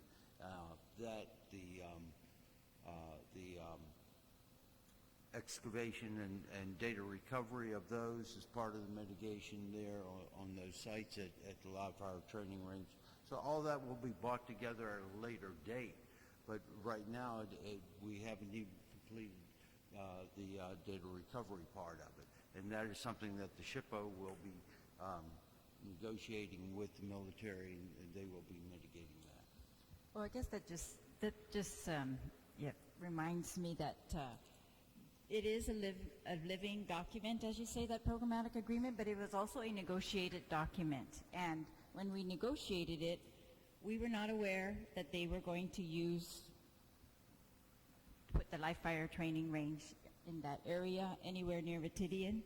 And when we found out, that's where my concern rises. Then we have not negotiated anything new on our side, but we are being forced to say this we cannot avoid. We must recover all the artifacts in the area, and we're no longer talking about sites. We're talking about artifacts that are removed. But what about and then this process that you say might go on later? That will be when, after construction is completed. It seems to me like it's too late by then. We have no choice again. Like we have no choice in whether to do data recovery versus nothing because we can't move the area. I mean, is that what we're going to be faced with? That the impacts can't be avoided, and we just must mitigate with some like closure. All right, that's what it seems like. I guess that's why I would ask that if the SHPO's, the Historic Preservation Office, and Mr. Crisostomo's office together, we can come up with something more proactive. I mean, that's what I'm hoping for. And Right. And we're going to look. Can you tell us formally, I guess, if whether a Section 106 process will be done for the surface danger zone, or are you saying it's not necessary either because of the programmatic agreement? Well, as I said before, the programmatic agreement is part of the Section 106 program. That is one of their things when we have a large undertaking. So that is part of the 106. They still do every step of the way. If you were doing Section 106, we just do it in a different way to, one, streamline things, to make sure things go smoothly, and to make sure that we look at the cumulative effects of a large undertaking on, let's say, the island of Guam. So that's what the programmatic agreement does there for us. And so at this point in time, like I said, the mitigation depends on the military's funding. If, let's say, President Trump decides to scrap the buildup, and then it doesn't happen, then we don't have to worry about that. What if they just stop the funding for the mitigation like you described? Well, that's another problem because, like you said, it is a living document. We haven't finished mitigating. If they stop the funding for the mitigation that we're doing at this point in time, then their project would stop. Well, and also don't forget. I mean, I don't want to. We won't go further, but just that PA has other mitigation. They call it mitigation for the overall cumulative effects on Guam. And we're still waiting to see those. I mean, so we're going forward with our part in our state historic preservation offices, allowing the projects, it's reviewing the plans, it's reviewing the data recovery, and pretty much those types of things, but on the other side, we talked about this at that programmatic agreement meeting, so we'll follow up. But Dave Lutz, did you want to I just finish your wanted comment? to respond to what John Mark Joseph, I believe, stated, that there is ongoing 106 consultation relative to the cultural resources below the cliff line at Retidian. I work for a federal agency that is a signature to the programmatic agreement. And on that basis, we feel there's an obligation that signatory parties should be involved in this consultation. Okay, thank you. Did you have a question, Joe? Oh, you want to make a comment? Okay, so I'll allow Sabina, please. Sabina Perez. Yes, so I'm just wondering, you're mentioning the programmatic agreement as a living document. As Vice Speaker Terlaje has mentioned, that the programmatic agreement was signed in 2011 prior to the decision or the selection of Northwest Field as the firing range, the site for the firing range. At what point does this living document have to be relooked at and terminated due to the inadequacies of the impacts? And the fact that you're saying is they're still looking at, they're still trying to determine what's going to be impacted, when in fact the method that you're using is actually quite invasive and damaging. When you go back into the 70s and 80s, our historic office knew that this area was a region, so the region from Tangisan all the way to Terlaje, and maybe past beyond that point. This area they knew was significant, and they took a very low impact approach of conservation and analysis versus data recovery, in other words, archaeological digs. And it's important that you go back, the Historic Preservation Office goes back into history and revisit this approach. Because what you're doing is actually damaging the environment. It's not mitigation, it's damaging. And like you said, you're destroying the sites. And these sites are valuable. They're listed as of high value on the Guam registry. Everything must be done to preserve these sites. So what have we done to ensure that these sites are protected? Because as we know, the repository has not been built. So what's happening is the destruction and the loss of these artifacts, the loss of these, the best preservation would be in the ground, is in situ preservation, versus digging it up and putting it in a warehouse, which is not certified. So, we're dealing with cumulative effects to our historic properties, and the Historic Preservation Office is the protector of our historic sites. And we need you to do this job, to prevent the destruction, these data recovery activities. It's, to us, this is our history. This is what we can do. This is the most we can do to protect our culture, is protecting these sites. And please, please do not continue with this data recovery. We need to preserve these sites. Haputo is the last bastion of the Chamorros when they were fighting the Spanish. This site is highly valuable. Just like Legislature. Legislature is one of our oldest sites. The areas of construction are above the Laddie sites, are above, but actually to correct myself, there are sites at Northwest Field that need to be protected. But this whole area is valuable to us as the Chamorro people, and we need your office to stop the destruction. You have the power to do this. And it goes back to terminating the PA.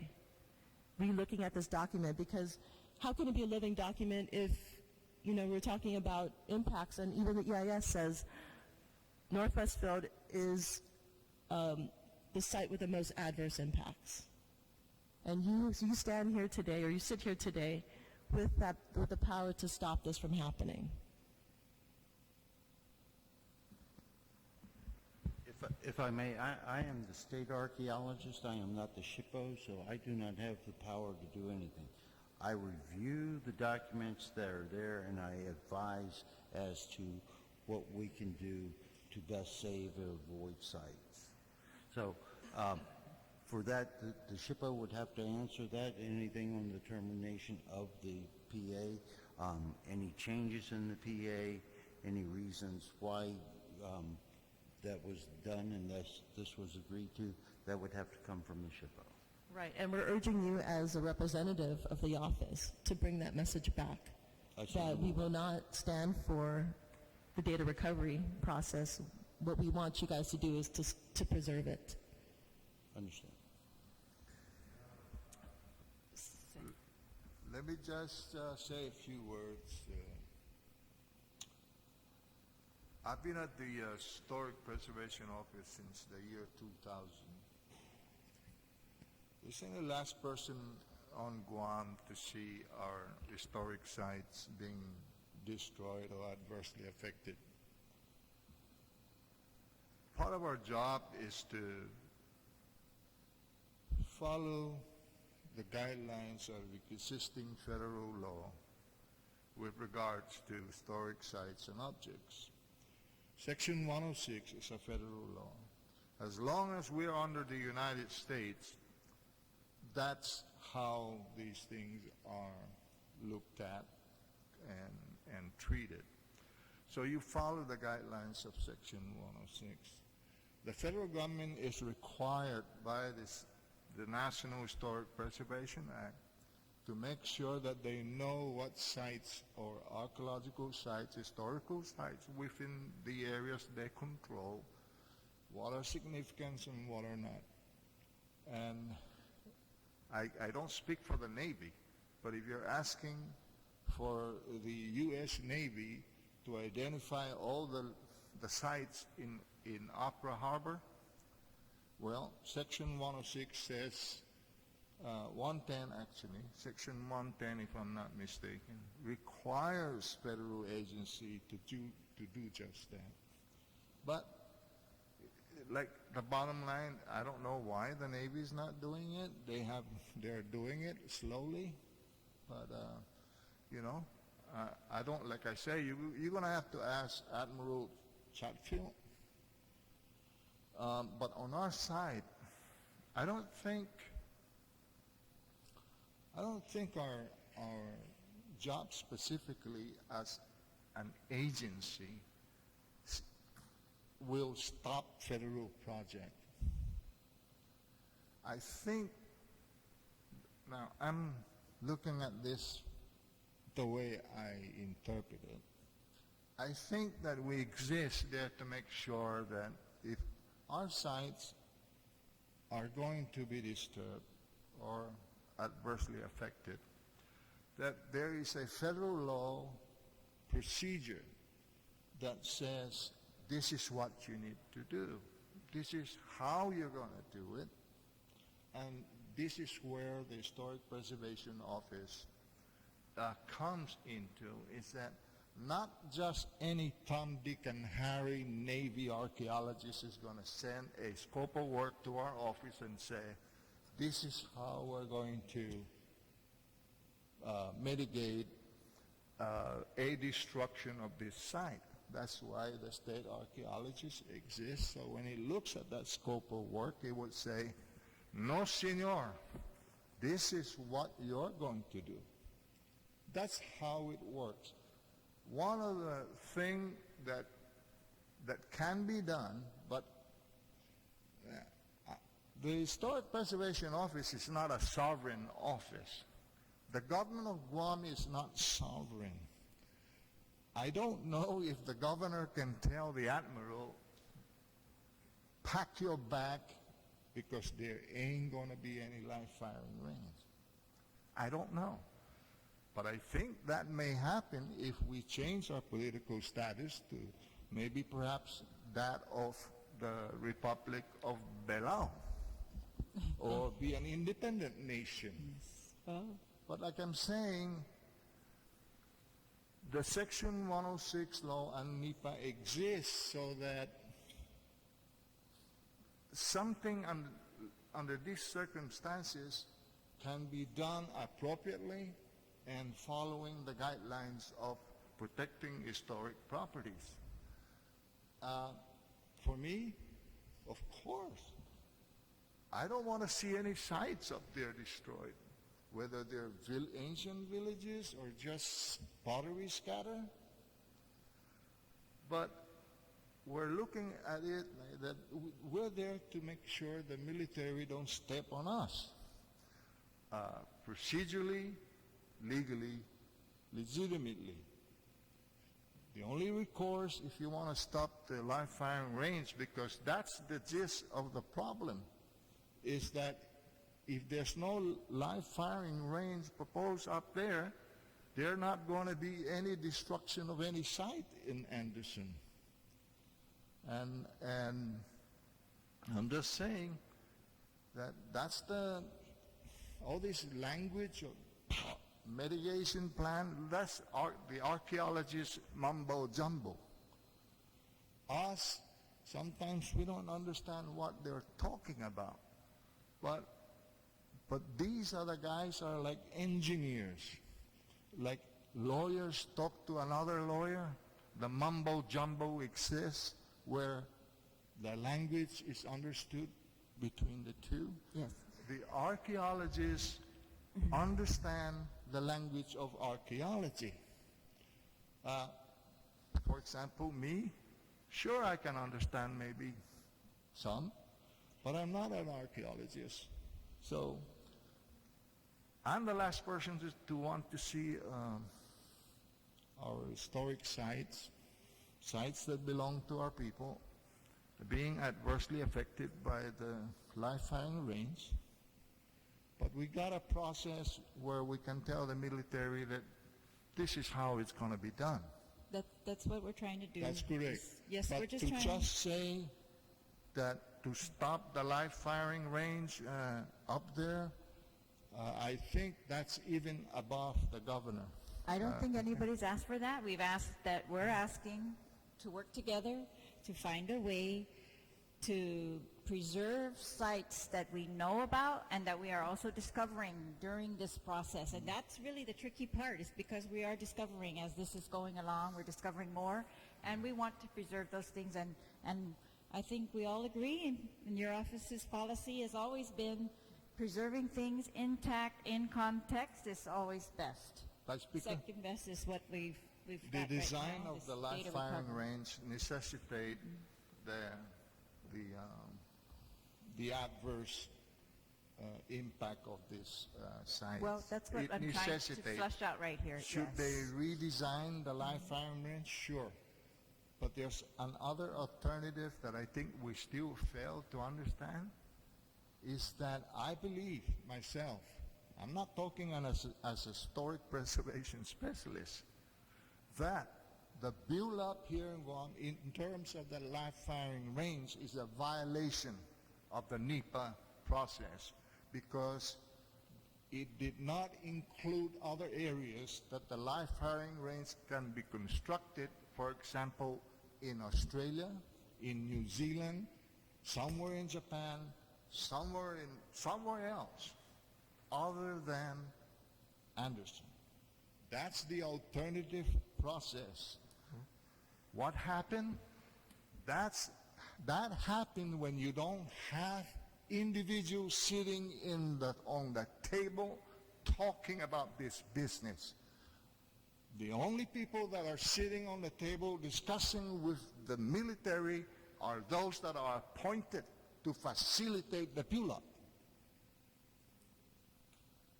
That's what I'm saying.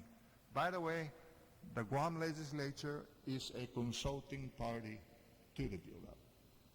And so, by right, if you are, you have the right probably to ask all kinds of questions.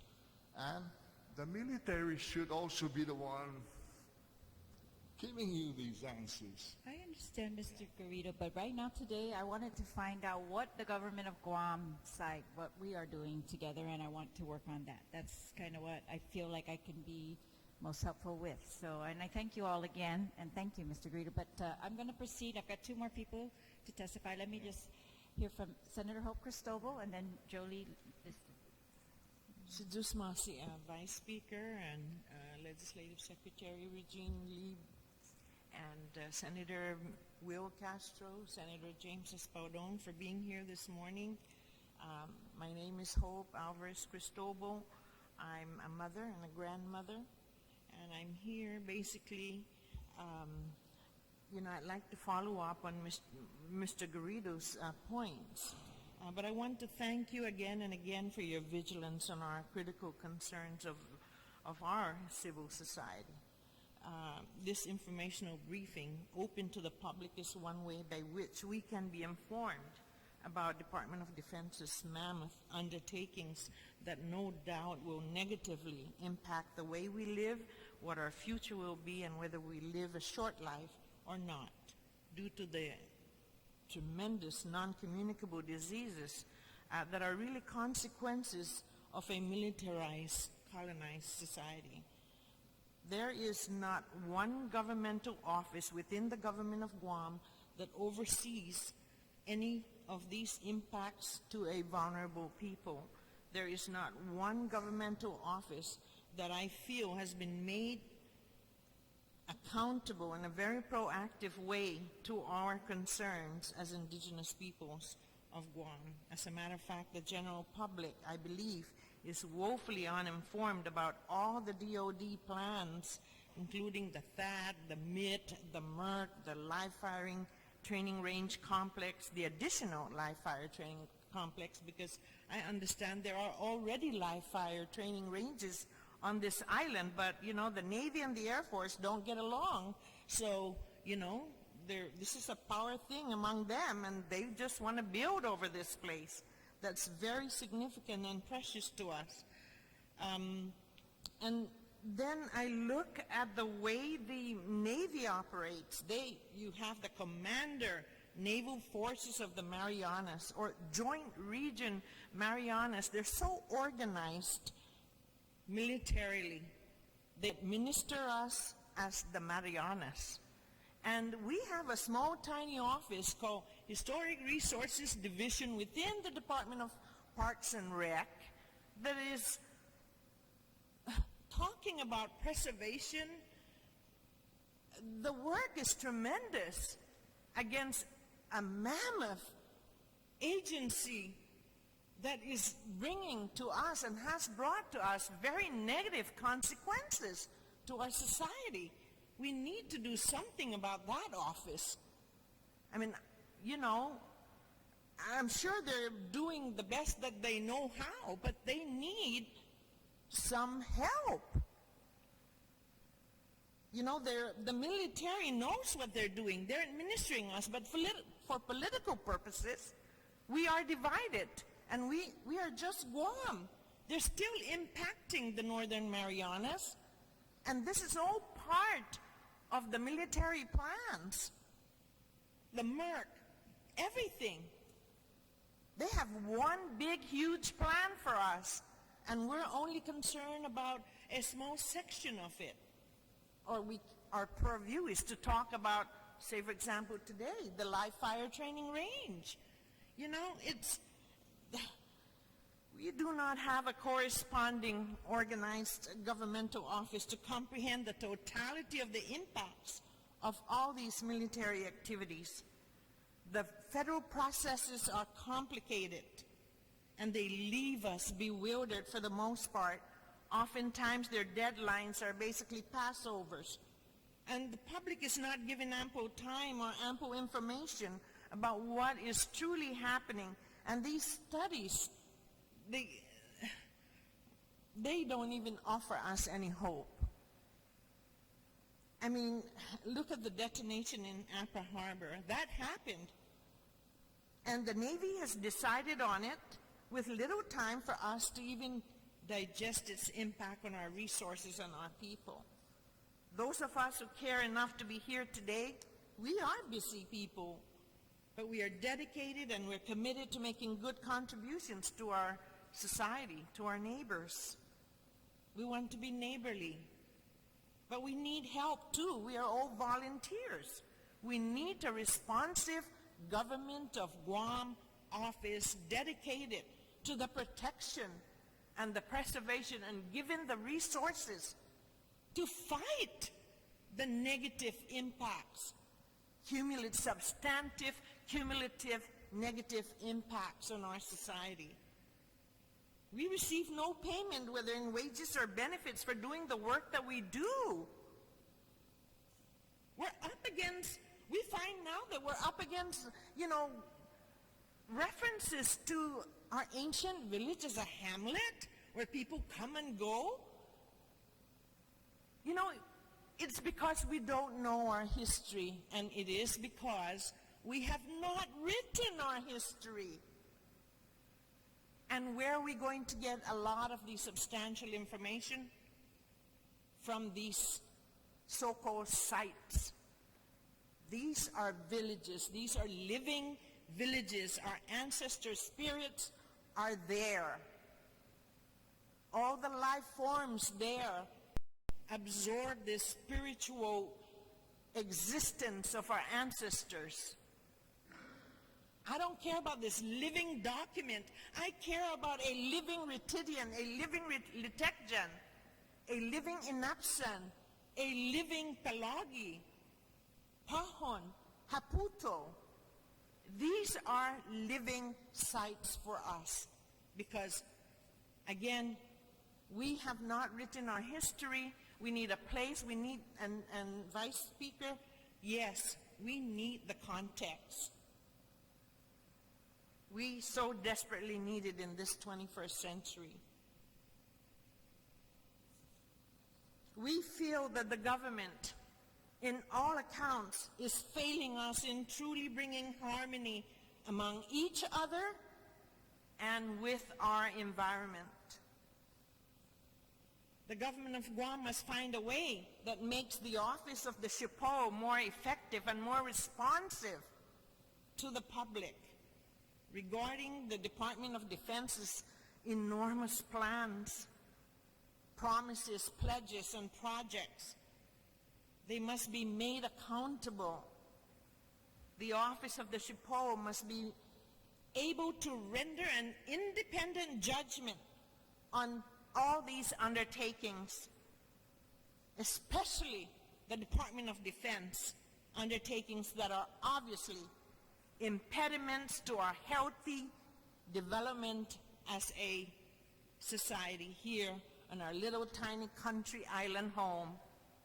Everything that is done within the SHPO's office must not only be made public, but be made public in an accountable fashion with genuine and earnest care for the people of Guam within and without the Department of Defense processes.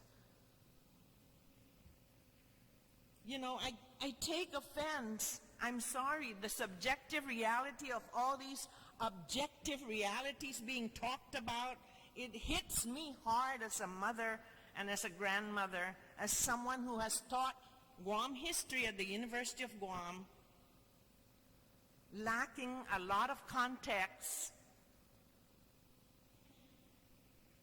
It hurts. You know, there were 1,000 of our people that were driven by Quiroga at the end of the 17th century. We fought for 30 years. We fought during the Chamorro-Spanish Wars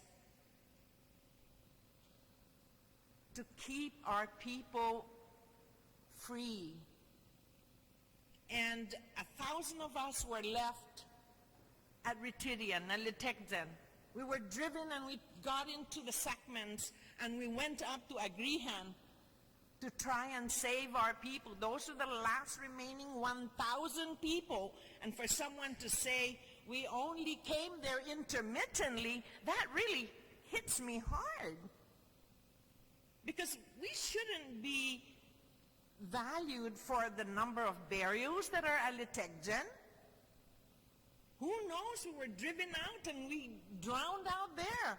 There are no remains of our ancestors left. We know that Laura Thompson talked about 187 villages during the 17th century on this island, with anywhere between 15 to 30 people per family living in the clans. And in these 187 villages, you just do the math. Just do the math. Then it helps to make you care that we were decimated in the 17th century with just less than 5,000 of us left. After 30 years of fighting for our lives, fighting for our people, fighting for our freedom, to regain our freedom, we are still fighting for that. And we need people who are proponents of this idea of a live people, keeping our people alive. Never mind keeping the document alive. We need to keep our people going. We need to give them hope.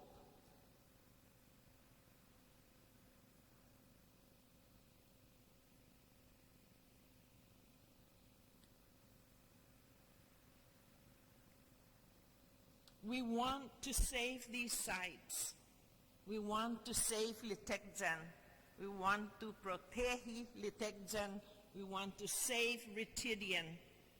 It's probably one of the last remaining pristine areas on this island where we can go and enjoy some salubrity, just to experience healing there and be with our ancestor spirits. And I would imagine many people who do not identify with the Chamorro people could care less and may not even be working on our behalf. But we need to relook at the SHPO's office. We need to find a way to make it strong for us.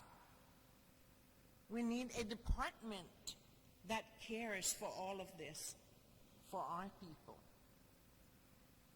The Chamorro people hold within a library that would be forever gone and slowly slipping away when we destroy these sites, including eroding our language and our culture.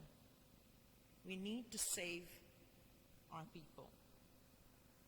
Sidusmasi, Vice Speaker, and committee members for continually trying to find bridges by which we can find resolution to our concerns about critical society issues facing our society, issues that endanger our lives, issues that are impediments to our salubrity, issues about our island environment in our little colonized country home. Sidusmasi. Sidusmasi. Jolie?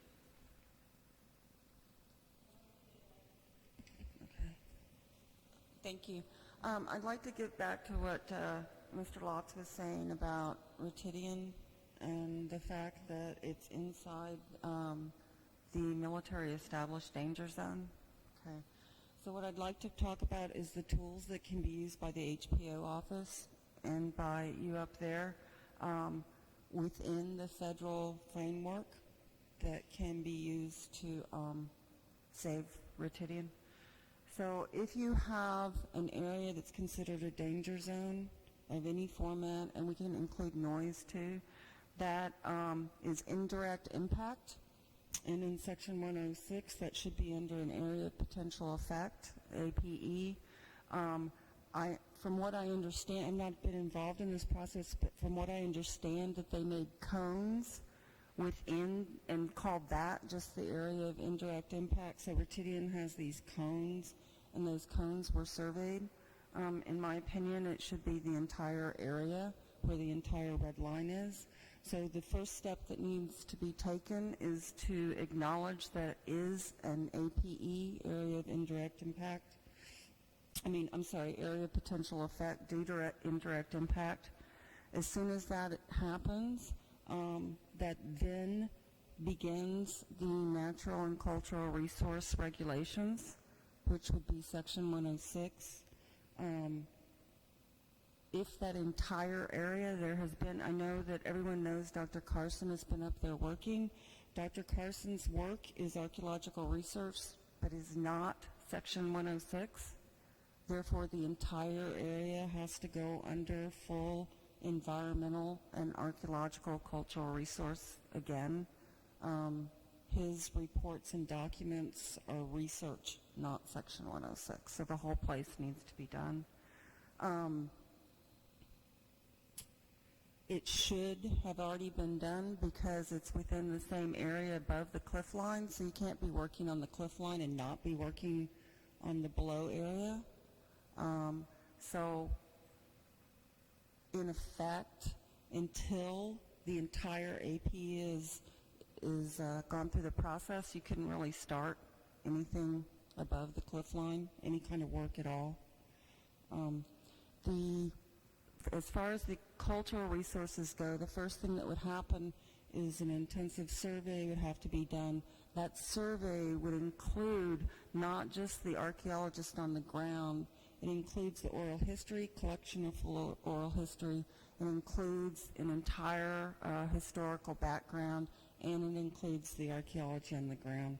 Once that is done, that survey, then the archaeologist makes strong recommendations for the future. It does not kick off any mitigation, data recovery, or future work. That, after that survey is done, which is non-destructive, they can recommend that no future work should be done at all and this should be taken off the table. And that's a very strong recommendation. That's only a recommendation by the archaeologist in the field. It then has to go back through the HPO office and they concur or disagree with it. Thank you.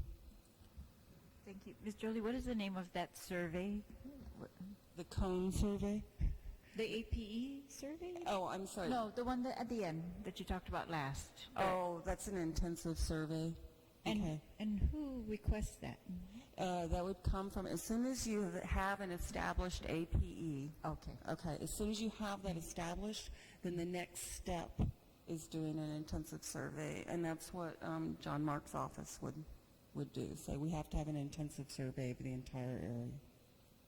Is it your office's position that has been done, the APE is completed, and the survey's been done for the live firing range? I'm sorry, as far as the direct impact areas, yes, those surveys have been done. We know that Retidian and all as a known site. We've had surveys done there before. We actually have burials that need to be reburied there from the National Wildlife Refuge. They've done studies there. They've done some data recovery there, as far as the University of Guam has in some of their studies, which is a destructive thing to a site. If you're going to do archaeology, you're going to be destroying part of that site. You'll be learning. We're going to be learning about the culture, but you'll also be destroying that part of the culture. So, everything is avoidance at all costs there. As far as the military, The APE. the APE, the indirect impact area is part of the APE. It is a known site. We know it's a site, but it is indirectly impacted. Therefore, it is not directly impacted. Therefore, intensive survey was not called for on that. So it is that one, as the Colonel said, it is that 1 in a million shot that goes there. But as we go on, we can have studies done on that, but it is not to be directly impacted in any such way. Archaeology will directly impact that. As I said before, we have mitigated to where they have taken the from the first EIS. But did you approve the APE without including the indirect impact areas? Pardon me? Did you include the APE for the live firing range without including the indirect impact No, you areas? cannot separate the two. The APE includes Okay. the indirect impact. All right. Okay. Senator Espeldon, did you have any questions or comments? Madam Vice Speaker, I thank you. I don't have any. This has actually been a very good learning session for me and trying to understand. I think as we move forward under your direction, Madam Speaker, Vice Speaker, that again, we'll probably be able to come to perhaps some resolution on how we should move forward. Senator Cristobal, I think your impassioned contribution to this meeting really drives home what a lot of the people feel. And again, I just want to say I'm very impressed. And I know this is not really an adversarial type of a hearing. for me, it was more of an educational tool and trying to understand the various components of what people's perspective are and officials' perhaps stances on what really we should do moving forward. But I don't have any direct questions at this time for this panel. Thank you, Madam Vice Speaker. Thank you very much, Senator. Senator Lee? Thank you, Madam Chair. Again, I just want to thank you all so much for participating in this process. It's so important that we hear from every single one of you and your different voices, your different backgrounds. Really, I agree with Senator Espaldon and the Vice Speaker. It really lends a lot to what we're, as a committee, trying to undertake. So, Ms. Paris and Senator Cristobal, thank you so much for your voices, and thank you so much for your recommendations. I really appreciate it, and we look forward to working with all of you to make sure that our concerns are addressed, that we strengthen the office of the SHPO, that we give them the resources that they need to do this very important work for us and advocate on our behalf. Oftentimes, our SHPO is the only person representing the island of Guam in a lot of these meetings with the federal government, with DOD, and it's extremely important. This role is so critical. It's so critical that this person is an advocate for us and that they are well informed and they are ready to do battle on our behalf and to just make sure that all of our concerns are understood, all of our concerns are being addressed. And so we want to make sure that we, in concert with the administration, with our colleagues, and with the SHPO's office, that we can all get together and get behind that and make sure that we're putting our best effort forward. So Sujus Maasi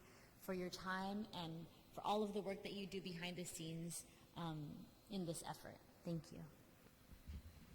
Thank you very much. And thank you again for all your help. I know this really just touches the surface. It's hard to do this, and I know everybody has questions, so I thank you for all your assistance in answering our questions and the public's questions, and I know there will be more, so if you can just bear with us. And we just all really want to, we want, like Senator Cristobal says, to get this information out. It shouldn't be held close. It should be out everywhere. We should know in advance of anything. It's the only way we can figure the best possible course to take, I think, for all of us.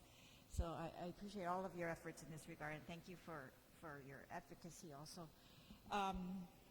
There's another part of this informational hearing, and it will be quick. We want to talk about the access sites. And again, this is one small part of the programmatic agreement that they agreed to, was to give us access to historic sites that are on Department of Defense bases. And so their plan includes sending in a form requesting in advance at least 10 business days if you're a U.S. citizen, 30 business days if you're not a U.S. citizen, and you will receive a DOD escort onto the property to get to the historic properties. And there is a list of properties that I understand has been agreed to by the SHPO's office and the military as to which properties they will give access to. And of course, there's all kinds of other small parts. If there's a bigger group, they will require more. But in general, on this access plan, is this the best we could do? I mean, are you recommending any changes to it, Mr. Joseph? The access plan, I didn't personally work on it. I think there were some sites that didn't make it on the list that they wanted, and perhaps that was because of the military mission at the time. The SHPO has signed off, I believe, on what the sites that we have gone, and we're always negotiating to see if we can get more. That's always a possibility there, and yet it is, like I said, ongoing negotiation, I do believe. Right now, this is what is written in stone, but as we move forward with effects and everything else that happen, perhaps it can get changed. And we always ask for the military put forward new sites to see if we can get access to those. Is it possible for your office to publish this, the availability of this access to the public a little bit more? Yes, I believe that the military has published them on their website, and they have the forms there that you fill out to Right. get it. I'm asking about the government of Guam. Can we let our people know that this is available to them? Can we tell them what sites are being made available, what sites are not being made available? Is that on our website? Yes, ma'am. We can get something going. I'll work with the SHPO on that. I think it's very critical that the public understands what sites are available for viewing. The military has sensitivities for some of the sites. They mentioned in the programmatic agreement just recently when we had the review. I had concerns with that. I think they should be transparent in all their discovery. I will broach that with my liaison, and maybe it'll be included in part of the upcoming programmatic agreement discussion. I'd also like to say, Madam Chair, that, we're at this table, just a few people at this table coming from different perspectives on the one issue to make Guam the best, most historic place we can represent, and taking into account our historical perspective, and Hope is very learned in that. I come from a military perspective, and I have some biases in how I view things, but we all want Guam to be better and more hospitable place for future generations to come.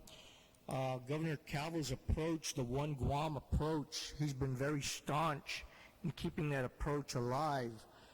Just recently we had the H-2B issue come up, and he took a very stern stand with the federal government. But there's got to be some common ground. We all come from, we all wear different lenses in viewing this issue with the military buildup, but there's common ground to make Guam a great place to live into the future, and I think we just have to find that. And thank you for holding these information hearings, because we do need to have them more often. We do need to get the word out and what's going on. And I'm taking it on as a personal responsibility as the military build-up liaison to get that word out. And I think with the people at this table, the legislature, I think we can get a credible messaging out to the public and what is being impacted and how the military buildup is impacting Guam as a whole. So yes, we will get that out in a website, and I think the SHPO will be very responsive to that. Thank you. Yes, and I think when the public is involved, you will also be better guided in how to negotiate or what to negotiate, and that's my firm belief. The more the public knows, the more they are going to help us get exactly where we need to be with these negotiations and access to our historic sites. Dave Lotz, did you have a comment on the culture access plan? I mean, the historic access plan. Public access. I appreciate those comments immediately preceding mine. I do want to give a little bit of background, since I've been involved with different roles in this public access plan. I do recall before this plan came into existence, my role with Guam Boonie Stompers. It seemed a heck of a lot easier to get a group access before the plan than after. It was a lot simpler. When I officially, in my position at Anderson Air Force Base several years ago, and keeping in mind this plan was required by the 2011 programmatic agreement. That's 6 years ago. I remember the first draft, and I sent an email back to the coordinator. I basically said, I wish I'd have kept a copy of this, that whoever drafted this doesn't want it to happen. There's simply too much excessive bureaucracy, and I think a lot of it stems from the fact that people working for Department of Defense view these cultural resources as being on their real estate, not the cultural resources of the people of Guam. And right there in the beginning is different points of view. I'm also concerned that you have dependents who are given freer access to these sites than the people of Guam, and I don't think that is right. And the overall limitations of individuals going to the sites I recognize is consistent with numbers of individuals who will go in as guests of people onto the bases, but it seems to me if there's a special plan that it should go beyond that. And I just feel that this plan should be really workable, and you do have, I know, requirements, and it's been more conscientious relative since 9/11, but of course my comments about it being easier for Guam boonie stomps was post 9/11, so that should not be a factor. And I have been in contact with the fellow identified here, and I think he's trying to do the best he can from the DOD point of view, but I just think it could be much more effective. I noticed what does it say? It takes them 14 days to give clearance on names provided. If I were to take a guest who didn't have DOD access up to NIC cams, and I did this a year ago, person showed their identification card and they ran the security clearance in 15 minutes. So to me that's a very valid point that there needs to be a fresh look at this, and I think it should be worked more closely with advocates, because I think it's important the people of Guam should have access to their cultural resources, not the military's cultural resources. Thank you. Thank you. So if we could, let's work a little bit more on this access plan. I agree. It's important. Okay. Finally, was there any other comment? I'm going to move on to the confirmation hearing. Senator Cristobal? Yes, thank you, Senator Terlaje. Yeah, I just, there was made mention of maybe of the protocols here, and you are the third branch, co-equal branch of this government of Guam, and you are our elected officials, and I appreciate Senator Regine Biscoli's communication with the Admiral, but if there is some way that we can communicate these are very serious concerns, and these are concerns perhaps elevated because of the military buildup, but they have always been concerns. And I know the Department of Guam is basically under the Department of Interior, but is it possible to have a legislative resolution sent up to Congress expressing all of these major, serious concerns and issues of this territory, concerns and issues of a people that is struggling to survive in the 21st century. Somehow, I know through the Commission on Decolonization, and there has been talk, and then we're inching our way compared to the devastating impacts of the Department of Defense's activities out here. We need to find some breath of fresh air, and for some reason I think you folks are way above the admirals. They are appointed positions. They are appointed officials. So protocol-wise, we should be able to be dealing maybe with the Department of Interior, who's an appointed official by the President, but we really should be talking higher than that. And so that's why in my life many, many, many years ago, I've taken some of these concerns to the international level because we do exist as a non-self-governing territory. And as Mr. Garrido has, pointed out and articulated, there are connections here. And we need to recognize that. And I know, Vice Speaker Therese, you've opted to limit this to discuss within the scope of public access, of the SHPO's responsibilities, but I really think we need to take this to a higher level, and hopefully the governor would be able to address the fourth committee of the United Nations, which is really the committee as a whole of the General Assembly, where over 180 ambassadors of the world know Guam as a non-self-governing territory, and they know our concerns about culture. And so this has got to be communicated at a higher level. And I urge the legislature to find a way to communicate these concerns to the level of, beyond, to the President of the United States, whether he likes to hear from us or not. I'm sure maybe a peep from us would be better than nothing. And so I urge you to take it to the United Nations level. Thank you very much, Vice Speaker. Thank you very much, Senator Cristobal. Sabina? I would just like to make a request in the vein of increasing public awareness about what's happening to our historic sites and our environment.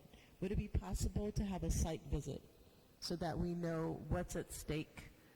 In addition to historic sites, there are endangered species that are on the brink of extinction. There's only one reproductive Hudson Lagu tree up there, and there's only 6 trees that it's called a Psychotria malaspinae.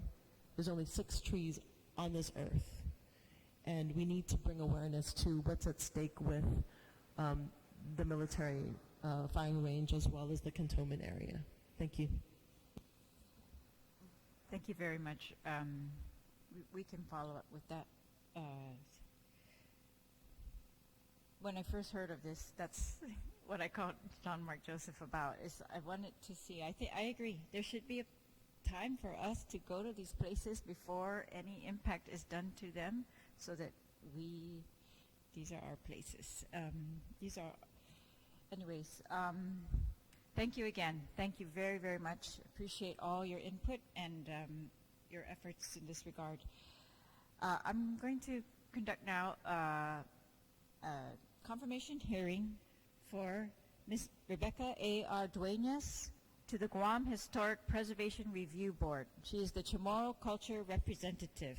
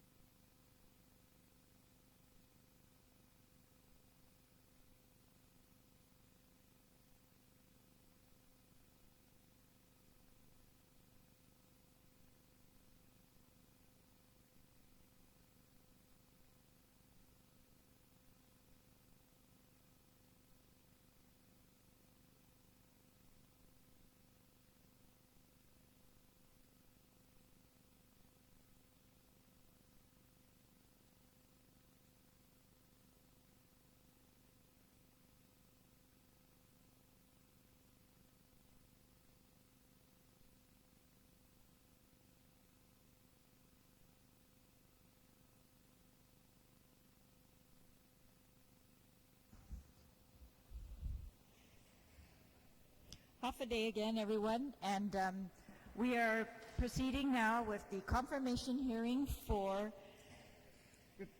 Rebecca A. R. Duenas to the Guam Historic Preservation Review Board. She's the Chamorro Culture Representative appointed by the governor. Also signed up Thank you. in support of your confirmation was Dave Lotz, Jolie Liston, Michael McKeel, Joe Kanata, Becca Garrison. And Joe, would you also like to give, oh, you're going to give written testimony? Thank you. I received your written testimony. Thank you very much. Okay, Ms. Garrison, thank you. Please proceed. Do you have testimony? Yes, I do. I have written testimony. I think you have a copy. Again, good morning, Vice Speaker, Secretary Regine Lee. I'm here today. I'm Rebecca Duenas.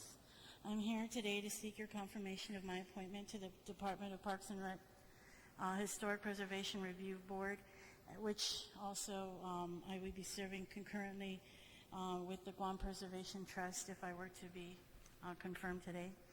I hope that you will see that I am a dedicated public servant who believes in the vision and mission of these boards, and I promise to do my best to uphold their goals. First and foremost, I have been a member of these boards since 2003. Throughout the years, I've been quite vocal in our board meetings where most of the key important decisions are made. From the very beginning, it was my intent to ensure that our organizations achieve their goals as mandated by law to the best of my ability. Since my membership on these boards, we have ensured for the most part that our board approves at least 2 or 3 nominations each fiscal year for the Federal Register of Historic Properties. I feel I work well with our SHPO, Linda Uggan, assisting her in whatever needs to be done to ensure that our historic properties and nominations are protected. On our other board with the Guam Preservation Trust, I work collaboratively with the Chief Executive Officer, Mr. Joe Kanata here, to build the preservation efforts of the organization in Guam in each of our board's 5 disciplines of Chamorro culture, architecture, Guam history, planning, and archaeology. Within my term, I have assisted the trust in soliciting community input that was used to build our master plan, which paved the way for the direction of our projects and grants within the Guam Preservation Trust. With the master plan in place, we've created a fund investment plan that has secured and increased the monies from the building permit revenues received from a small pocket investment size of about $200,000 to currently over $2 million in obligated investments. We've brought a greater awareness to our preservation efforts among the community, especially our youth, through numerous educational programs such as Guam History Day, the Pacific Heritage Youth Summit, and small grant projects like the Sume Book Project and the Save Paget campaign. Notably, we have spent millions of dollars in restoration and plans for various structures around the island, including the Terlaje Bridge, Lujan House, historic in Alahan, this legislature building, plans for the Guam Museum, the restoration of the Plaza de España, and numerous other projects. Even more remarkably, we have built partnerships with more than 30 established organizations and preservation partners in the region and worldwide, including the Asian America and Pacific Islanders Caucus for Historic Preservation, or known as AAPI, the National Park Service, and Chamorro Hands in Education Links Unity, a Chetlu project in San Diego. During our board meetings, I have supported and voted for many of these results-oriented actions that have built our preservation efforts in Guam and nationwide. As evident, I take pride in serving as a board member on the Historic Preservation Review Board and the Guam Preservation Trust Board, and I would like to continue working with my colleagues on these same boards to assure that our island community continues to preserve our island's past.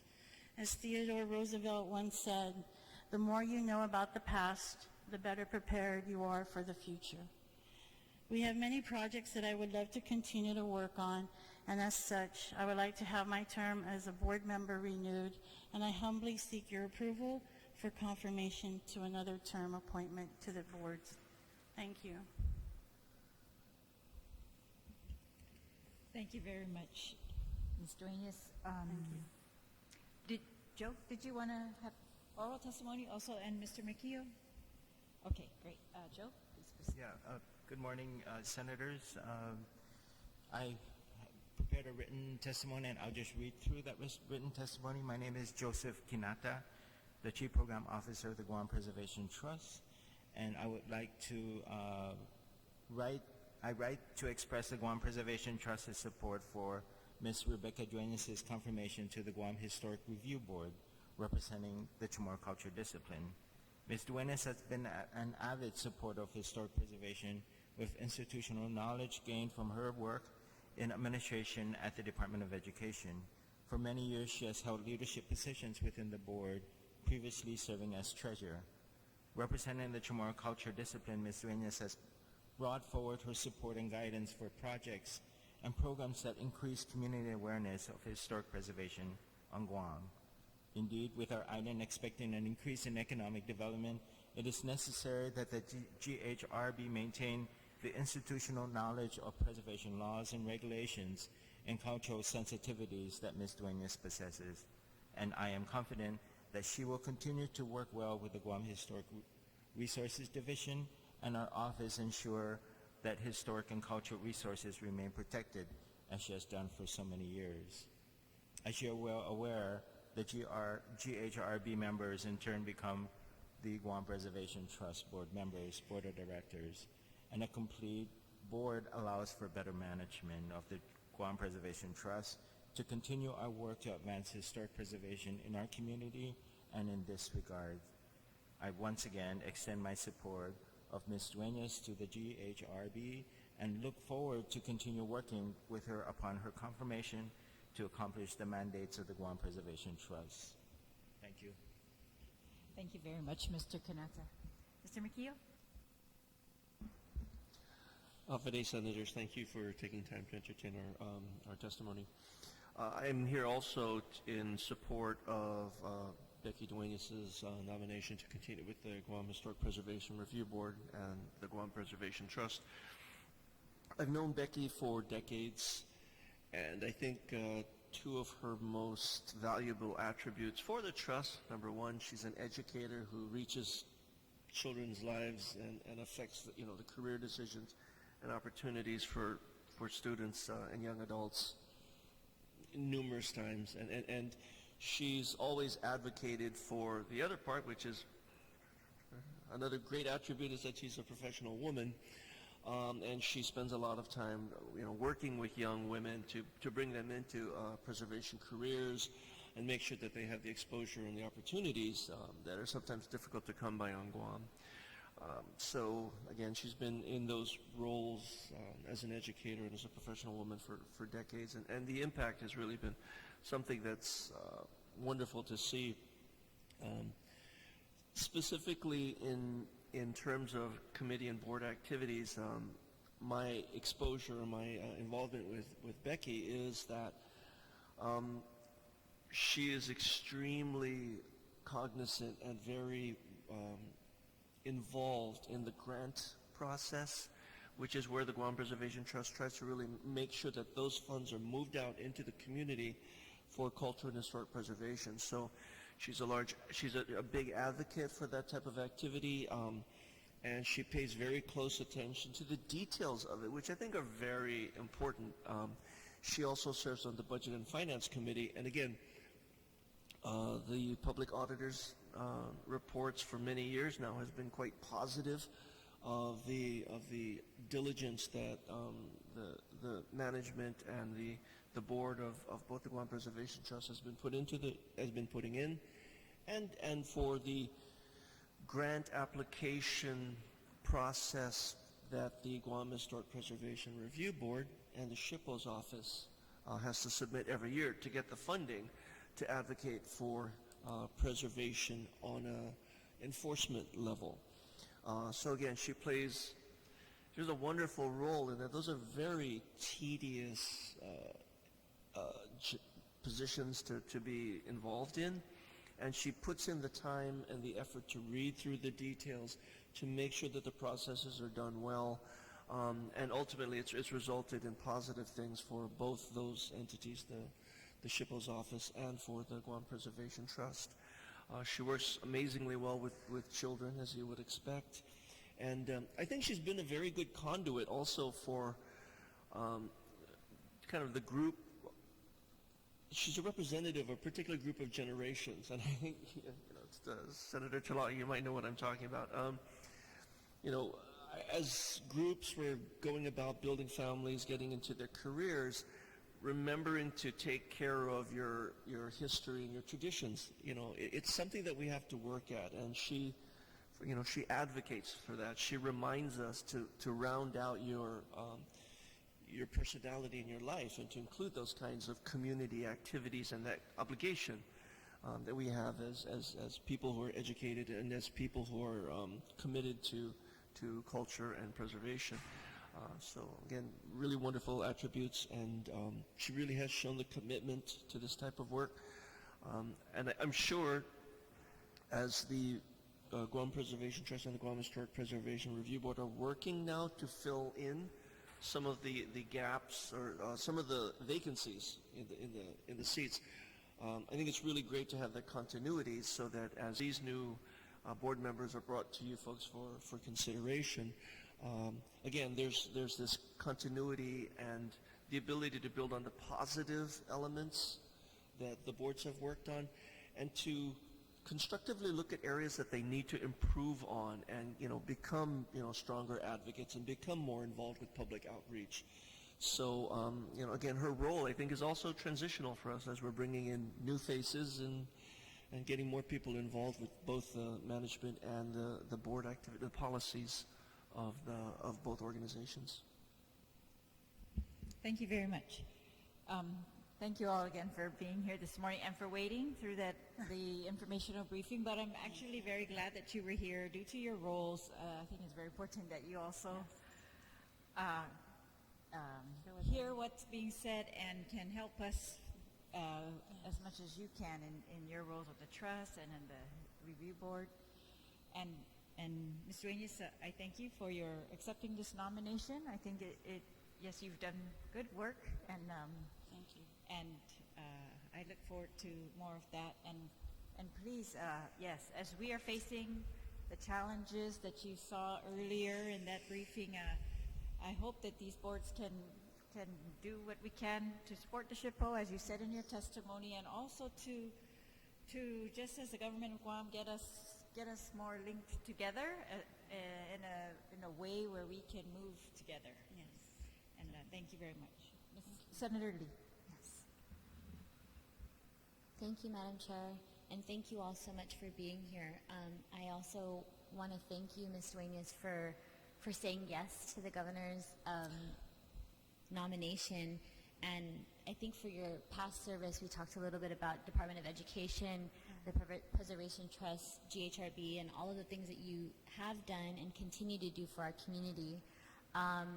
The gentleman spoke, both of them spoke a little bit about your advocacy, your resourcefulness with regard to grant funding and other opportunities, but also your attention to detail. And I think those are really important things, also your institutional knowledge just moving forward. So I wanted to ask you, your nomination will not expire until 2021. Correct. In which you'll have served about 17 years. So again, thank you so much in advance for that. I wanted to ask you, what are your plans and your goals for the review board? Well, for the review board, first of all, I know now with Latecton on the list of concerns, I know that is something that we really need to look at, and the new firing range in Retidian area. I definitely need to look into that. I know also we have Atentano that we have since acquired within the Preservation Trust. I think moving forward with that and trying to promote the culture and other disciplines in that one project was another goal I have.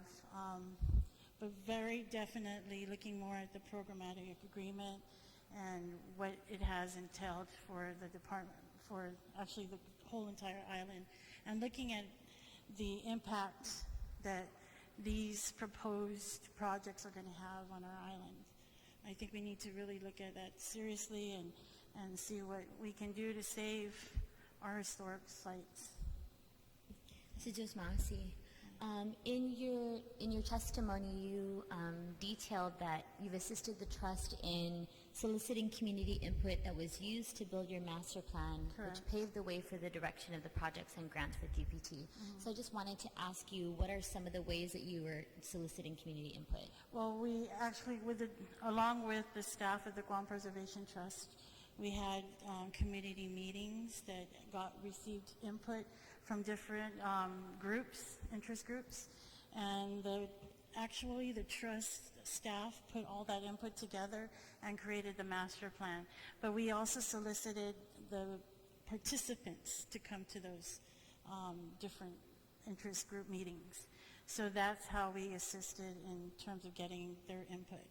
And then once the master plan was put into place, it's a 5-year plan. I think we're due for another revision. And that's another goal I have on my plate, is to get the input and the stakeholders all together to assist the trust in revising the master plan. But that pretty much outlined how we were going to go about in spending the funds that the trust had, and also what are preservation efforts we were going to focus on for the next 5 years. Thank you so much. I agree with you. I think that the more community input, the more stakeholders that we can get to the table to be educated about these issues and to participate and lend their voices to it, I think it just gives us a stronger plan moving forward. I wanted to ask you, last year, the Menengan concentration camp was listed officially on the National Register of Historic Places. And we're very excited. The 73rd commemoration will actually be held on July 2nd of this year, so in just a few days' time. And so I wanted to ask you, what are the other historic properties that the review board is currently evaluating to be listed on the National Register? Well, I know we were going to take a concerted effort in trying to get all the historic atrocity sites. Am I allowed to say that? Because I think we were trying to have a game plan on doing that. But we were looking at all the atrocity sites and putting them together as one nomination so that it can further our efforts into preserving those sites instead of just doing it singly. Because we've noticed that the Federal Register nominations don't get accepted right away if there's not really a good story behind it. So we were looking as a game plan of combining several of those sites to make it stronger. Yeah, well, certainly if you need any assistance or additional support from this body, I urge you to contact the Vice Speaker or our committee. Perhaps we can put forward some supporting or assistance in supporting you with those efforts. Thank you. I have some questions for Mr. Kanata and Mr. McKeel. With regards to your board, how often do you meet? Our board normally meets once a month. Okay. But with some months that are exception, like summer months where board members are on vacation. But we do, normally we do meet once a month. And how many members are on your board? Currently, we have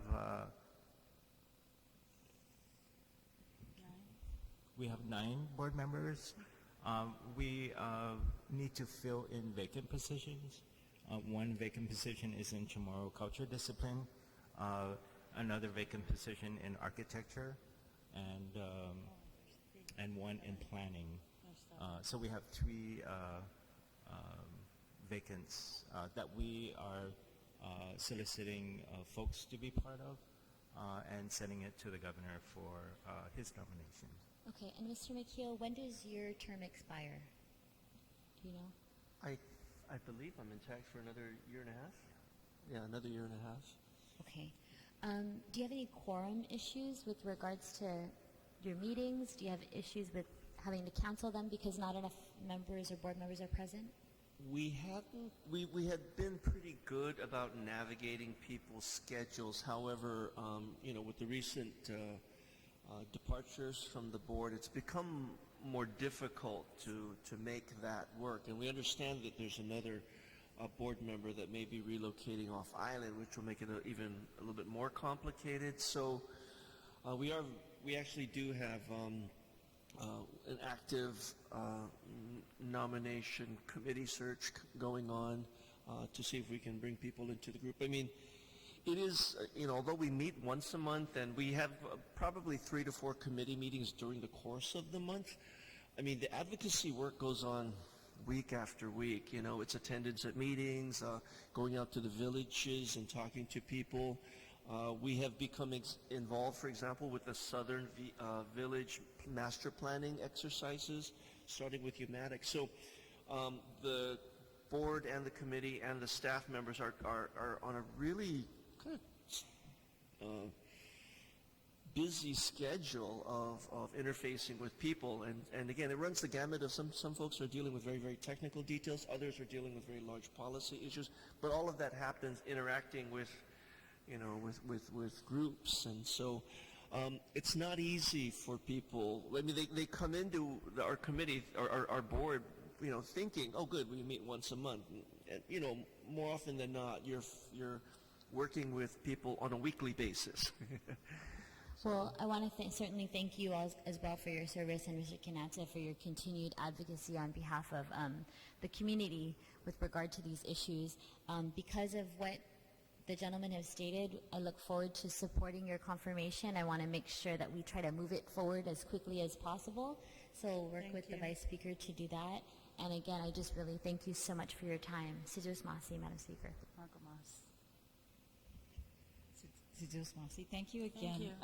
I look forward to that project that you discussed on the atrocity sites, because I've also made it one of the priorities of my office while I'm here is to help all the mayors find or have the sites in their villages recognized, and they know of them, of course, and just to have them more recognized, the ones that aren't like Manangan, very, very formally celebrated, and to have celebration or memorials in those places. And the mayors are actually trying to get the interviews with any survivors that are available. So that's great. I'm glad to hear that. And I look forward to the priorities that you've outlined also. So I thank you again for your work, all of you. And please, as much as you can, send me your ideas in regards to the information that came forward in today's informational briefing. I would also very much appreciate that. So thank you again, Ms. Duenas. Thank you again. Thank you. So there being no additional individuals to present testimony, the committee will remain open for 10 days for the acceptance of any additional information or public testimony. You may submit to Hear the Congress Building, the mailroom at the Legislature, or through any electronic processes to Senator Terlaje Guam at gmail.com. Thank you very much. It is 11:59.